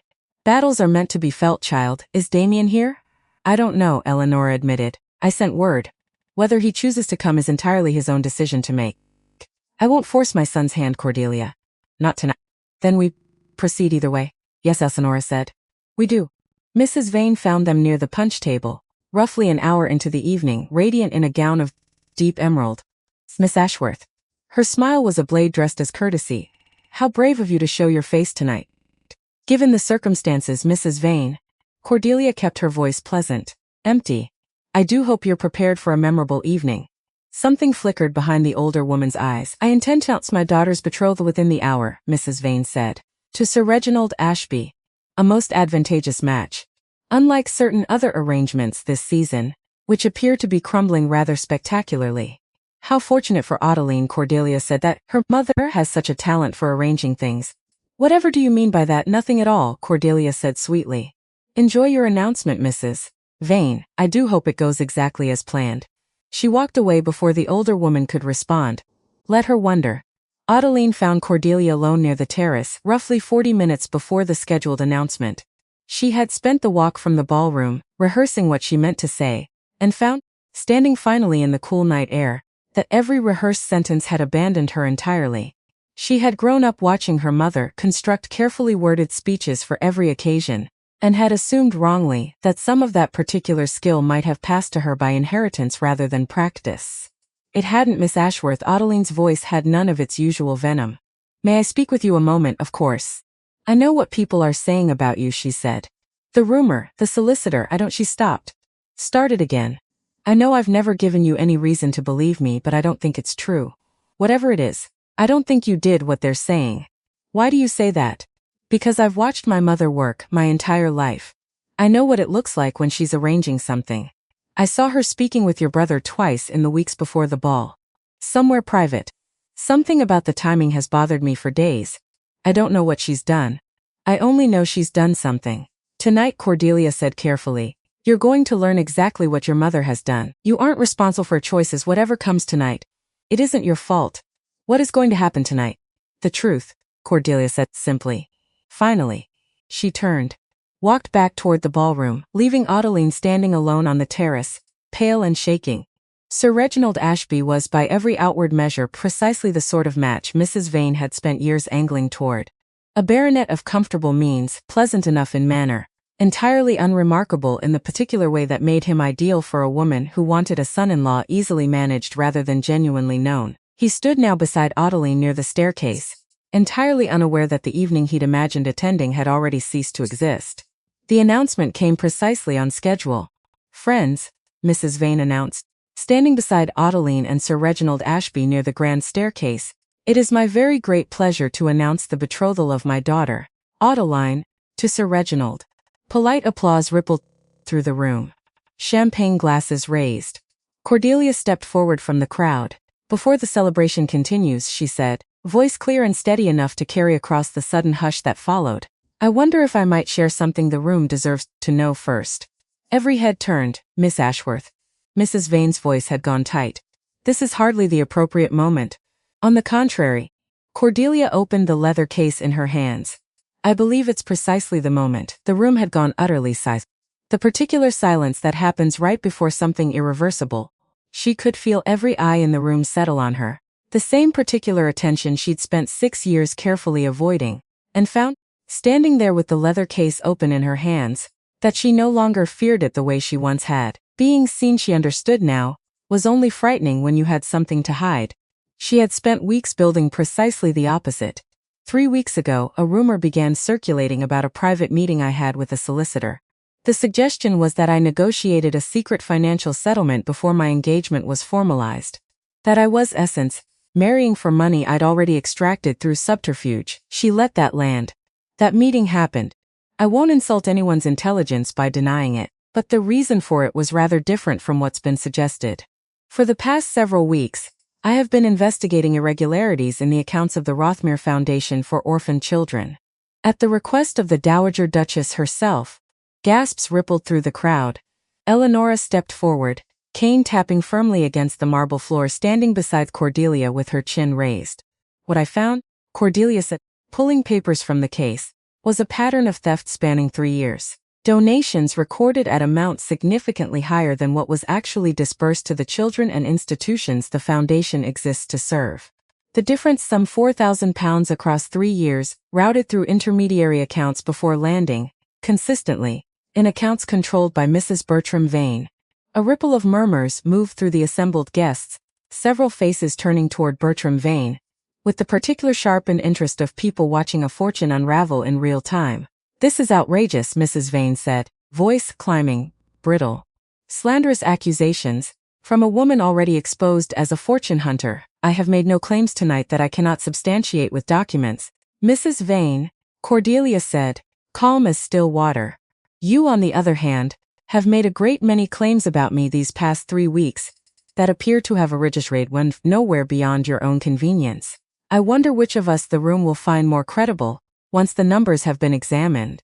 A gentleman near the punch table, a solicitor Cordelia recognized from the periphery of several charitable committees, stepped forward, adjusting his spectacles. "If I may, Miss Ashworth, I would be glad to examine those bank statements personally, if the Dowager Duchess permits it." "I permit it gladly," Eleanora said. "Examine every page. I have nothing to hide," which is rather more than can currently be said for our hostess this evening. "The signatures authorizing every fraudulent disbursement," Cordelia continued, unbothered, "belong to Bertram Vane. I have the original bank statements, held independently by the Dowager Duchess for several years, cross-referenced against the Foundation's official ledgers. The discrepancies are documented. Precise." Bertram Vane, silent until now, had gone the color of ash. "Bertram," Mrs. Vane hissed. "Say something," and Cordelia said, letting the pause stretch. 6 weeks ago, £1,100 of that stolen money, funds donated by a grieving widow in Kent, specifically for the care of orphan children, was used to settle a private gambling debt." She turned, looked directly at her brother Edmund. The room's attention swung toward him like a single collective breath. Edmund stood frozen a moment, pale, trembling. Then, slowly he stepped forward into the open space beside Ali. "It's true," he said, his voice cracked on the words, but he pushed through it. "I owed a considerable debt. Gambling. More than I could repay. Mrs. Vane approached me privately and offered to clear it. In exchange, weeks later, she asked me to report on my sister's private movements. I told her about the solicitor. I didn't know," his voice broke fully now, "I didn't know she intended to use it to destroy my sister's engagement. I am ashamed of what I did. I take full responsibility for my part in it." The silence that followed was absolute. Mrs. Vane's composure shattered all at once like glass at sudden pressure. "This is a fabrication," she snarled. "All pretense of gentility gone. Lies invented by a desperate woman clawing for a title she doesn't deserve. The bank records are a matter of public verification, Miss Vane." Eleanora's voice cut through the ballroom like a blade drawn from its sheath. "I invite any solicitor present tonight to examine them personally. You may call my future daughter-in-law whatever you like. The numbers will not change their answer regardless." Bertram Vane, still frozen, finally found his voice. Weak. Broken. "I signed what she put in front of me," he said quietly, "to no one in particulars. I should have asked questions." Mrs. Vane rounded on her husband, fury and panic warring across her face. "Bertram, do not you dare. It's over, Margaret." His voice, though quiet, carried a terrible finality. "It's over. look at the room because it was the crowd had gone from stunned silence to something colder. Whispers spreading fast now, judgment forming in real time across dozens of faces that had, 20 minutes earlier, been raising champagne glasses to celebrate this very family's triumph. Adeline stood frozen near the staircase, tears streaming silently down her face. Cordelia caught her eye across the room, held it, gave the smallest, most deliberate nod. You aren't responsible for her choices. Adeline's chin trembled, but she nodded back. It was into this precise moment that Damien walked through the ballroom doors. Cordelia saw him before he saw her, watched him take in the scene. His eyes found Cordelia's across the room. The ballroom seemed, for one suspended second, to hold its breath along with her. He crossed the floor, stopped in front of her. I came as soon as I received my mother's letter, he said quietly. I'm too late apparently, for the beginning of this. You're exactly on time, Cordelia said, for the part that matters. Almost something as his face cracked open. Guilt, raw and unhidden. I doubted you, he said, voice low, meant only for her. I let a rumor undo weeks of trust in a single afternoon. I closed my door to you. I didn't even ask for an explanation as of his old, Cordelia said gently. His eyes widened fractionally. My mother told you. She told me enough. I understand why you believed it, Damien. I don't excuse it, but I understand it. That doesn't make it right. I am ashamed of myself, genuinely ashamed. I forgave you the moment I understood why, she said quietly. That doesn't mean it didn't hurt. It did. Terribly. But I never stopped believing you'd come to your senses eventually. I love you, he said, low and rough, uncaring that 100 eyes were watching. I should have trusted it enough to override every old wound in my head, the moment doubt tried to plant itself there. I'm saying it now in front of everyone, because I want no one in this room to ever again mistake what you are to me. I love you too, she said. Which is precisely why your doubt hurt as much as it did. It won't happen again. Whatever comes, from this day forward you'll have my trust first, always. Before the doubt gets a single word in, behind them the ballroom had continued its own reckoning. Lady Pemberton had summoned the local magistrate, a family friend already in attendance. Mrs. Vane, the magistrate said, stepping forward, voice grave, given the severity of these allegations and the documentary evidence presented, I must ask that you and your husband accompany me for formal questioning. Tonight, Mrs. Vane's gaze swept the room one final time, searching, still, for some ally who might rescue her from what was so plainly already decided. She found instead a sea of faces that had, an hour earlier, been perfectly willing to repeat her rumor without a moment's hesitation, and now stood equally willing to watch her fall without lifting a single finger in her defense. You will all regret this, she said, voice shaking now, all pretense of composure finally gone entirely. Every one of you, whispering behind your fans delighted at my ruin. You'll find some other unfortunate woman to devour next season, and you'll forget my name within the year. And not one of you will remember that I built something in this city, with nothing but my own 2 hands and my husband's ships. You built it on stolen money. Margaret, Bertram said quietly, and something in his voice, weary and final, seemed to take whatever remaining fight she had left with it. Whatever else is true, that much at least, we cannot dispute any longer. You embezzled charitable funds intended for orphan children, the magistrate flat and final. Respect, madam, is not something these documents suggest you've earned. Bertram Vane, defeated entirely, simply nodded and allowed himself to be led toward the door. His wife followed, still hissing denials that no one in the room seemed inclined to believe any longer. Lady Pemberton herself approached soon after, fanning herself with visible agitation, though Cordelia noted the particular gleam in the woman's eye that suggested horror and delight were, for the hostess of the season's most talked-about ruin, not entirely separate sensations. Miss Ashworth. I hardly know what to say. My own ballroom host to such a revelation. I apologize for the disruption to your evening. Lady Pemberton, Cordelia said, and found she meant it, at least partially.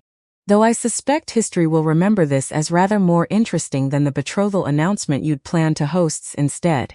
Lady Pemberton's fan stilled for a moment, then unexpectedly a small, reluctant smile crossed her powdered face. I suspect you're entirely right, my dear. Entirely right.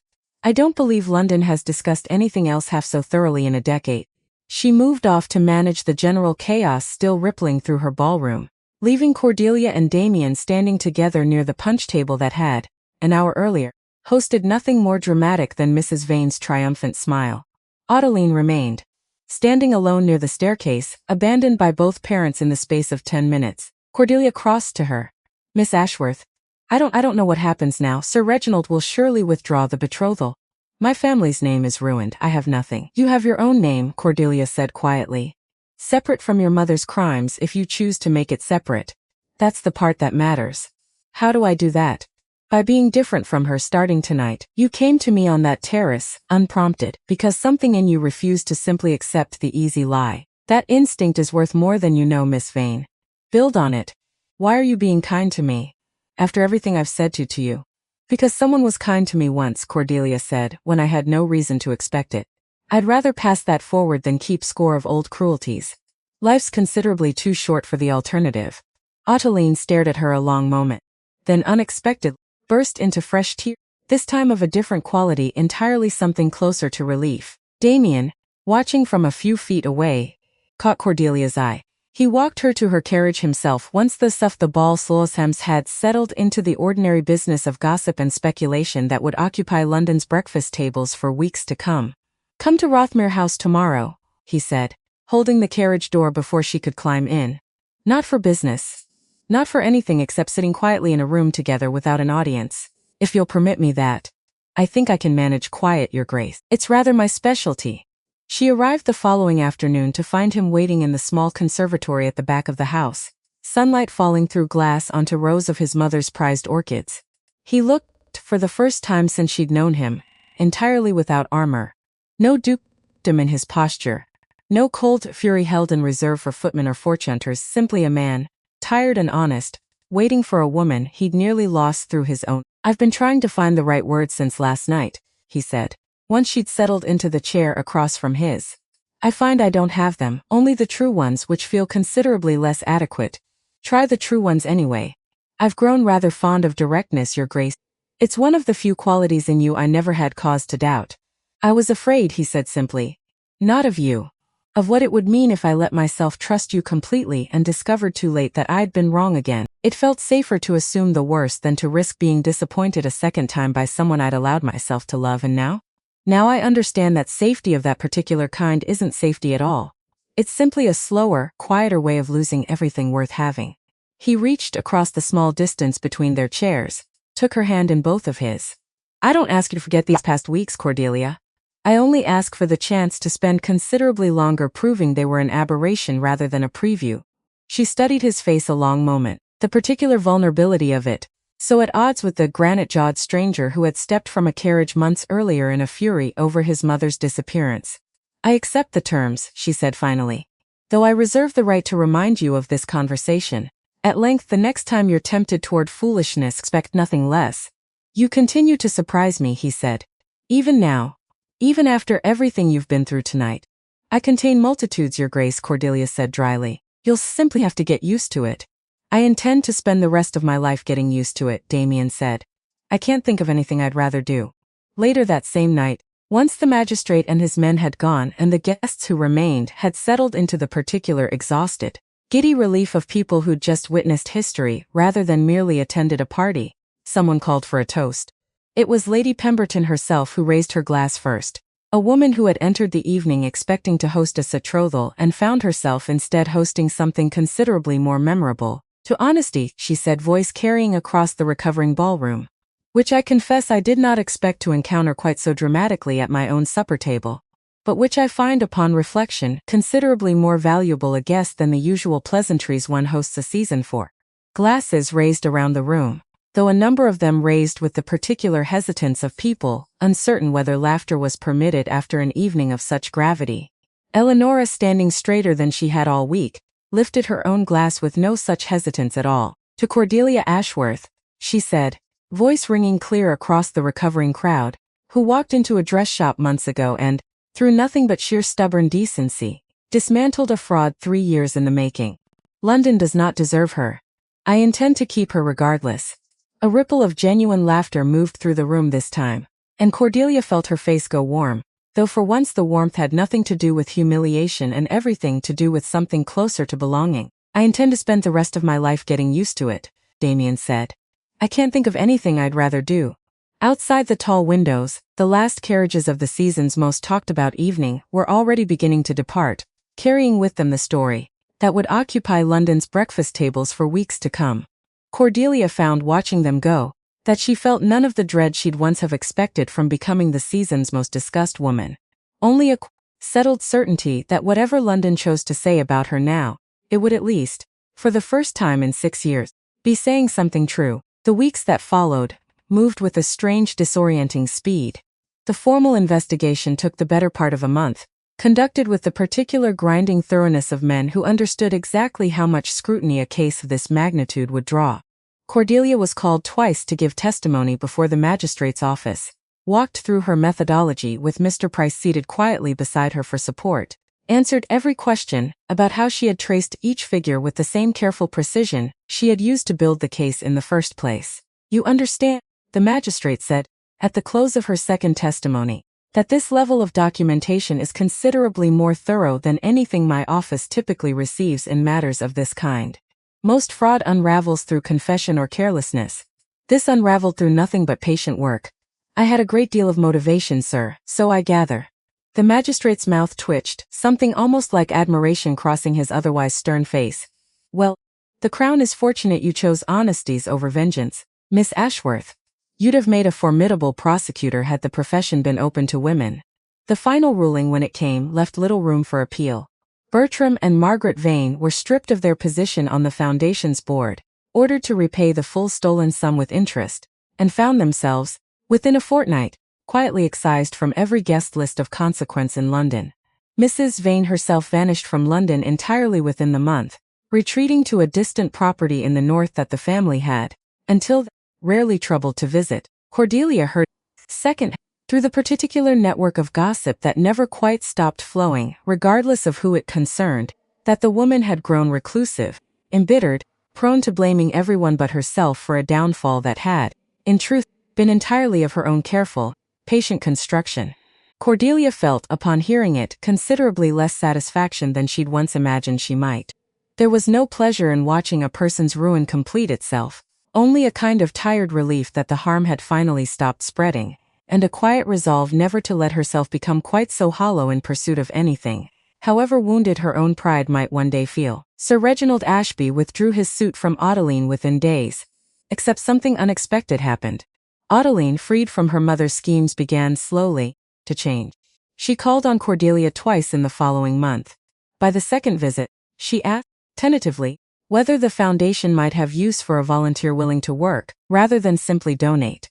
Eleanora, upon hearing this request, had laughed genuinely warmly, for the first time in weeks. "Well," she said, "there's a twist even I didn't see coming." Cordelia found Adeline, some weeks into her volunteer work, hunched over a stack of correspondence in the Foundation's small office, brow furrowed in the particular concentration of someone attempting something genuinely difficult for the first time in her sheltered life. "You've got ink on your sleeve," Cordelia observed, echoing, without quite meaning to, the exact words Marianne had once used on her. Adeline looked up, startled, then glanced down at the offending smudge with something between embarrassment and pride. "I've been answering letters from the schools we support. Actual letters, Miss Ashworth. I never knew there were so many children who needed so many specific things. Boots. Slates for their lessons. A new roof at the Yorkshire school apparently, though I understand you're already familiar with that particular institution." "I am. Rather intimately, as it happens. I used to think charity meant writing a check and having someone else worry about where it went." Adeline set down her pen. "I understand now why that arrangement suited my mother so well.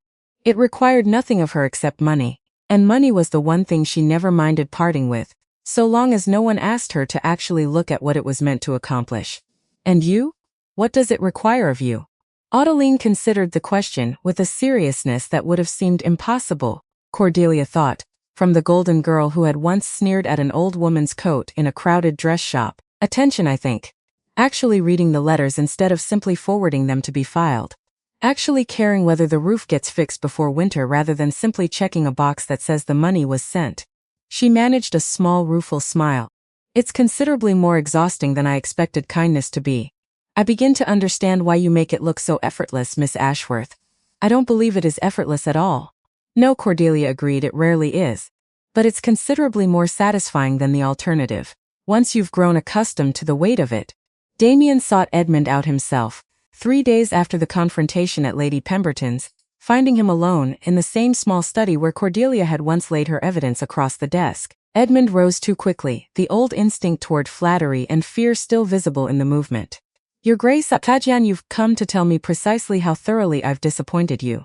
I've come, Damien, settling uninvited into the chair across from him, because my mother pointed out, rather forcefully, that a man who confesses his own guilt publicly, without being forced to it, deserves at least the courtesy of a conversation rather than a verdict handed down in absentia. Edmund said nothing, waited, visibly bracing. I don't forgive easily, Damien continued. You should know that about me now, if you're to be my brother. I spent 10 years learning that trust extended too freely gets exploited by precisely the people least deserving of it. But I also watched you stand in front of half of London and tell the truth when silence would have cost you nothing but a guilty conscience you'd likely have learned to live with. That took more courage than I expected from you, given everything I'd heard beforehand. It was the least I could do, Your Grace, considering what my weakness nearly cost your marriage before it began. It was considerably more than the least you could do. The least would have been silence, and a quiet hope no one ever traced the money back to your name. Damien's gaze held steady. I'm offering you a position managing accounts at Rothmere, under close supervision, for as long as it takes to prove yourself trustworthy with figures again. It isn't charity. It's work, and considerable scrutiny, and very little margin for the kind of mistake that brought us to this conversation in the first place. Do you want it? Edmund's throat worked. Yes. God, yes. Thank you. Don't thank me yet, Damien said, rising. Thank me in 5 years if you've earned it by then. Gratitude offered too early tends to curdle into complacency, in my experience, and I'd rather you stayed hungry to deserve this a while longer. Edmund's reckoning proved gentler than he'd feared, though no less thorough. Damien insisted firmly, on terms that would ensure Edmund's gambling never again threatened the family's stability. A strict allowance, regular foreseen by Mr. Price. I don't deserve this kindness, he told Cordelia one evening. I nearly destroyed your engagement through my own weakness. You also confessed the truth in front of half of London when it would have been considerably easier to stay silent, Cordelia said. People aren't only the worst thing they've done, Edmund. They're also the thing they choose to do once they understand the harm they've caused. I'll spend the rest of my life trying to deserve that good, Cordelia said. That's rather the point. By the time the wedding preparations reached their final weeks, Eleanora had regained enough strength to insist, over her physician's objections, on personally overseeing the flower arrangements. Not that shade of rose, she informed a visibly terrified florist. That's a color for funerals, not weddings. I'm feeling, Eleanora said, like a woman who watched a stolen fortune return to the children it was meant to help, and a fraud exposed in front of half the peerage, and her son finally find a woman with the sense to match him. The morning of the wedding arrived gray and mild, the particular soft light of an English autumn that made everything look gentler than it probably was. Cordelia stood before her mirror one final time as an unmarried woman, and found, unlike the night of the ball months earlier, that she recognized entirely the person looking back at her. Not furniture, not invisible. Simply herself, in a gown of deep ivory that Marianne had insisted on, plain enough to satisfy Cordelia's own preferences, fine enough to satisfy everyone else's expectations of a duchess. You're not nervous, Marianne observed, fastening the last of the small pearl buttons at her sister's back. I expected you to be pacing, muttering something dreadful about parliamentary reports. I was nervous for 6 years, Cordelia said. Nervous about being seen. Nervous about being overlooked. Nervous in the end about nearly a person can be nervous about. She met her sister's eyes in the glass. I find I've simply run out of nerves to spend on this particular morning. Whatever comes next, I intend to walk into it exactly as myself. That seems, after everything, like the only sensible way left to do it. Marianne's eyes went bright. When did you become so wise? Somewhere between a dress shop and a ledger, I imagine. It's been rather an educational season.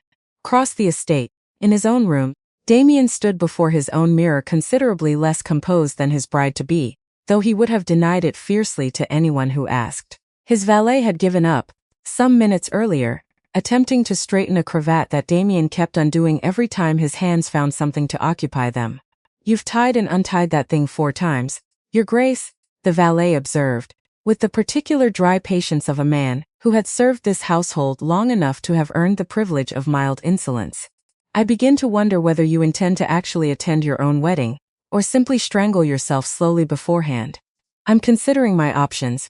May I offer an observation, Your Grace? For whatever it's worth, from a man who ties knots for a living rather than counsels on matters of the heart. Damien met his own eyes in the glass, found them considerably less certain than he preferred. Go on then. You've spent 10 years, Your Grace, building this house back into something worth inheriting. Brick by brick, tenant by tenant, debt by debt. I've watched you do it these past years, and I've never once seen your hands shake over any of it, however difficult the work. The valet finally abandoned the cravat entirely, stepping back. They're shaking now. Which tells me, Your Grace, that whatever's waiting in that church tomorrow matters to you considerably more than any ledger ever did. I'd call that a fortunate thing to discover myself, rather than a cause for such visible dread. Damien's exhaled, something in his shoulders loosening slightly. You're not paid to be wise, you know. No, Your Grace, I'm paid to tie cravats. The wisdom comes free of charge on account of long acquaintance. He thought, once alone again, of the muddy park where he'd offered her the truth instead of a title, of the alcove at his own ball where she'd refused to gloat over a victory she'd rightfully won, of the ballroom weeks later where she'd stood, steady and unflinching, and dismantled a fraud that would have destroyed his fake's legacy had she possessed even a fraction less courage. He did not deserve her, he thought, not entirely. But he intended to spend considerably more effort than most men ever bothered to spend, making certain the gap between what he deserved and what he'd been given closed a little further with every passing year. The wedding itself was smaller than anyone in London expected of a duke's marriage. No grand cathedral. Instead, a modest stone church in the Rothmere countryside, weathered grey with age. Marianne wept openly. Edmund stood straighter than he had in months. Eleanora sat in the front pew, dressed deliberately in the same frayed grey wool coat she'd worn the very first day Cordelia met her in a crowded dress shop. And near the back, uncertain of her welcome but present nonetheless, sat Adeline Vane. The vows themselves were short. No performance for an audience that didn't exist in this drafty little church. I take you, Damien said, not for your fortune, not for your title. I take you for exactly who you are, the bravest person I have ever known. And I intend to spend the rest of my life trying to be worthy of that. I take you, Cordelia said, not for your title, though I confess it does simplify certain conversations with my brother. Not for your fortune, though I intend to spend a considerable portion of it on books for my library, and I expect no complaint from you on the matter. A ripple of quiet laughter moved through the small gathering. I take you because you came to me in a muddy park at 9 in the morning and offered nothing but honesty. Because when you finally understood you'd wronged me, you stood in front of half of London and said the truth out loud, uncaring of what it cost your pride. I take you because you are, despite every wall you've built to protect yourself, one of the most fundamentally decent men I have ever known. The reception that followed was warm firelight and good food and considerably less pretense than the Tun's usual affair. Edmund rose partway through the evening, glass in hand, his voice unsteady in a way that had nothing to do with the wine. I owe this family an apology I don't believe I'll ever finish paying, he said, and the room quieted to listen. I nearly destroyed the best thing that's happened to any of us, through nothing but my own weakness and cowardice. My sister found the courage to fix what I broke, and did so without once making me feel smaller than I already felt about it myself. He raised his glass toward Cordelia, eyes bright. To Cordelia, who has spent her entire life being underestimated by people who never deserved the privilege of knowing her properly. I count myself fortunate beyond words that I'm no longer among their number. Cordelia felt her throat tighten unexpectedly at the sound of her brother's voice cracking on the final words. She raised her own glass unable, for a moment, to find anything adequate to say back. You did well, my dear, Eleanora told Cordelia, catching her alone near the window. You did precisely what I hoped you would, the very first day I met you in that shop. You hoped I'd expose a massive fraud and nearly lose your son's trust in the process? I hoped that you'd prove yourself exactly the sort of woman capable of surviving whatever this family threw at you. Fraud included. Doubt included. Not whether difficult things happen. They always do eventually to everyone. Whether you're the sort of person who bends or breaks beneath them. And which am neither, Eleanora said. You're the sort who simply keeps standing quietly until everyone else finally notices you were right all along. Rarer than money. Rarer than beauty. You're the youngest person I've ever met who possesses it, and very possibly the most stubborn. Months later, in a small office at the Rothmere Foundation for Orphan Children, a new set of ledgers sat open on a desk. Careful, transparent bookkeeping, overseen now by an independent auditor, with quarterly reviews open to any board member who wished to examine them. Adeline Vane sat at that desk most Tuesday afternoons, slowly rebuilding a name that had once meant only cruelty and now, gradually, meant something else entirely. The library had grown considerably since that first negotiation in the drawing room, months before their wedding. What had begun as a modest promise, the east wing, unspecified shelving, a door that locked from the inside when she wished for solitude, had become, over the intervening months, a genuine collection, built shelf by shelf from Cordelia's own careful selections and Damien's occasional, surprisingly thoughtful contributions, a first edition of something she'd mentioned once, in passing, months earlier, that he'd apparently remembered and quietly acquired without any announcement at all. A worn, much-loved volume of parliamentary reports that made her laugh aloud the morning she unwrapped it, because he'd clearly listened, all those months ago, to an offhand remark about honest politicians being harder to find than reliable ones. And in the grand library of Rothmere House, her library, the one she'd demanded and received before ever agreeing to marry Cordelia, sat by the window most evenings, a book in her lap she rarely finished, because her husband had developed a habit of interrupting her reading with conversation neither of them particularly minded losing. "You're distracted again," he told her one evening. "I'm thinking about how strange it is," she said, "that the entire course of my life changed because I refused to watch a bully humiliate a stranger in a dress shop." Damien reached across the small distance between their chairs, took her hand. "I've thought the same thing myself. More than once, not for a single moment do I regret it, though I confess I regret the 2 weeks I spent doubting you. I'll be making up for that particular failure for the rest of our marriage, I suspect." "Good," Cordelia said, settling deeper into her chair, a smile tugging at the corner of her mouth. "See that you do." Marianne married the following spring a quiet, cheerful young barrister named Thomas Fielding, whom she'd met, of all places, at the Foundation's offices, where he'd come to offer his services free of charge, after reading of the scandal in the papers and finding himself, in his own words, entirely unable to resist a family capable of causing quite so much productive chaos. Cordelia watched her sister walk down a different aisle in a different small church, and felt something settle in her chest that had nothing to do with ledgers or fraud, or any of the difficult machinery that had brought her to this particular life. Only happiness, plain and uncomplicated, for a sister who had never once wavered in her loyalty when it would have been considerably easier not to. Edmund never gambled again. Not because the temptation vanished, he confessed to Cordelia, years later, over a quiet dinner, that the pull of it never entirely left him, but because he had learned, in the aftermath of nearly destroying his sister's happiness, precisely what that particular weakness cost the people who loved him. He took up estate management instead, first for the Ashworth properties and then, eventually, at Damien's quiet invitation, as an assistant steward at Rothmere itself, where his natural talent for numbers finally found a purpose worth the considerable effort of reforming himself. Eleanora lived another 11 years, long enough to see 2 grandchildren born and thoroughly spoiled, long enough to terrorize a further 6 seasons worth of debutantes with her particular brand of unsentimental honesty, and long enough, on her final Christmas, to tell Cordelia, quite seriously, over a glass of sherry, that meeting her in that dress shop had been the finest piece of luck the Rothmere family had experienced in 3 generations. "You gave an old woman a length of lace she couldn't afford," Eleanora said that evening, her voice thinner than it once had sits but no less sharp. "And in return, child, you gave this entire family something considerably more valuable than lace. You gave us honest. I don't believe we quite knew how much we'd been missing it until you arrived and simply refused to participate in the lying."